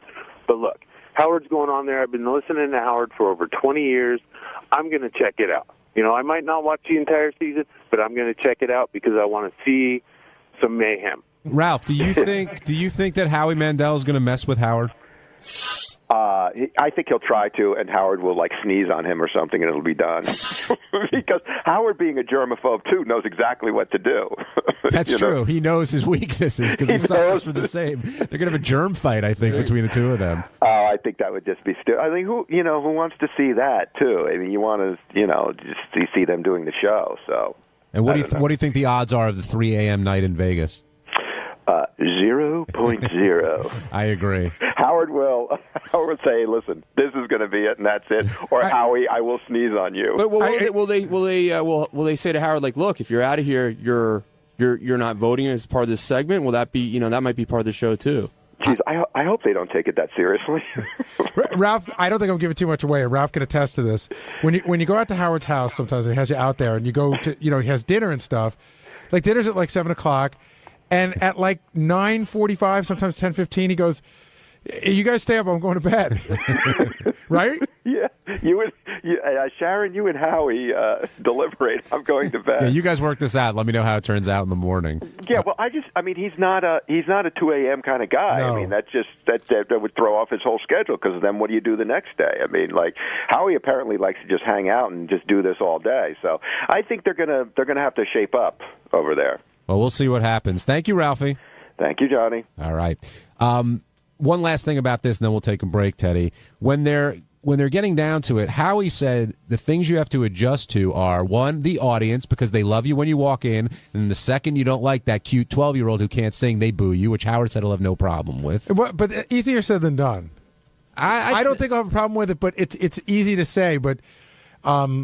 have you ever been booed by a lot of people? Yes. Me too. It sucks. But I think the big challenge, and with 15 million people watching on TV, that's what Howard has to deal with. But I think the bigger challenge is all the judges get to chime in. And Howie said, if you want to interrupt me. Don't hold back. But I wonder if Howard will be able to do that. If he'll feel comfortable interrupting, or he'll just wait his turn. It's not the Howard Stern show. It's America's Got Talent with these 3 judges. He keeps saying, I understand. That's the beauty of the show. It's not my show. I don't have to carry the weight. So he says he understands it, and we'll see.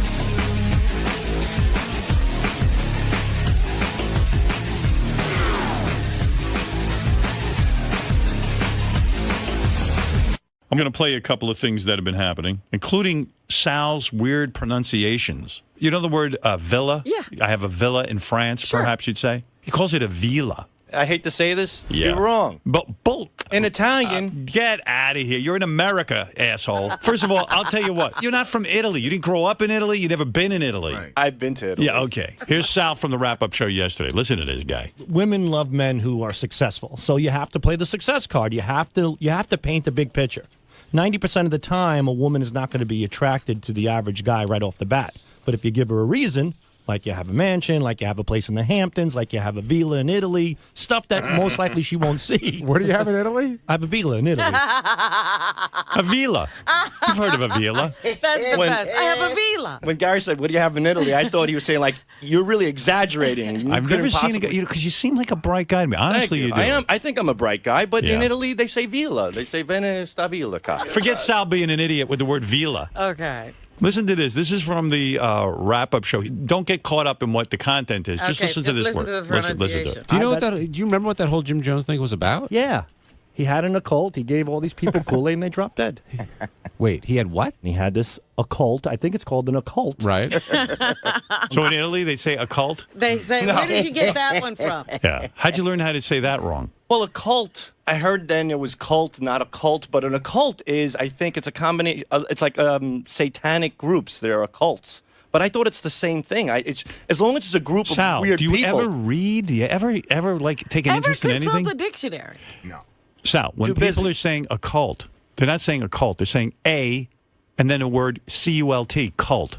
A cult. And then there is the occult. The occult or occult is holy cow! I can't When I believe see I'm- occult, O-C-C-O-U-L-T, whatever it is, and you hear people saying occult, I'm always thinking it's occult.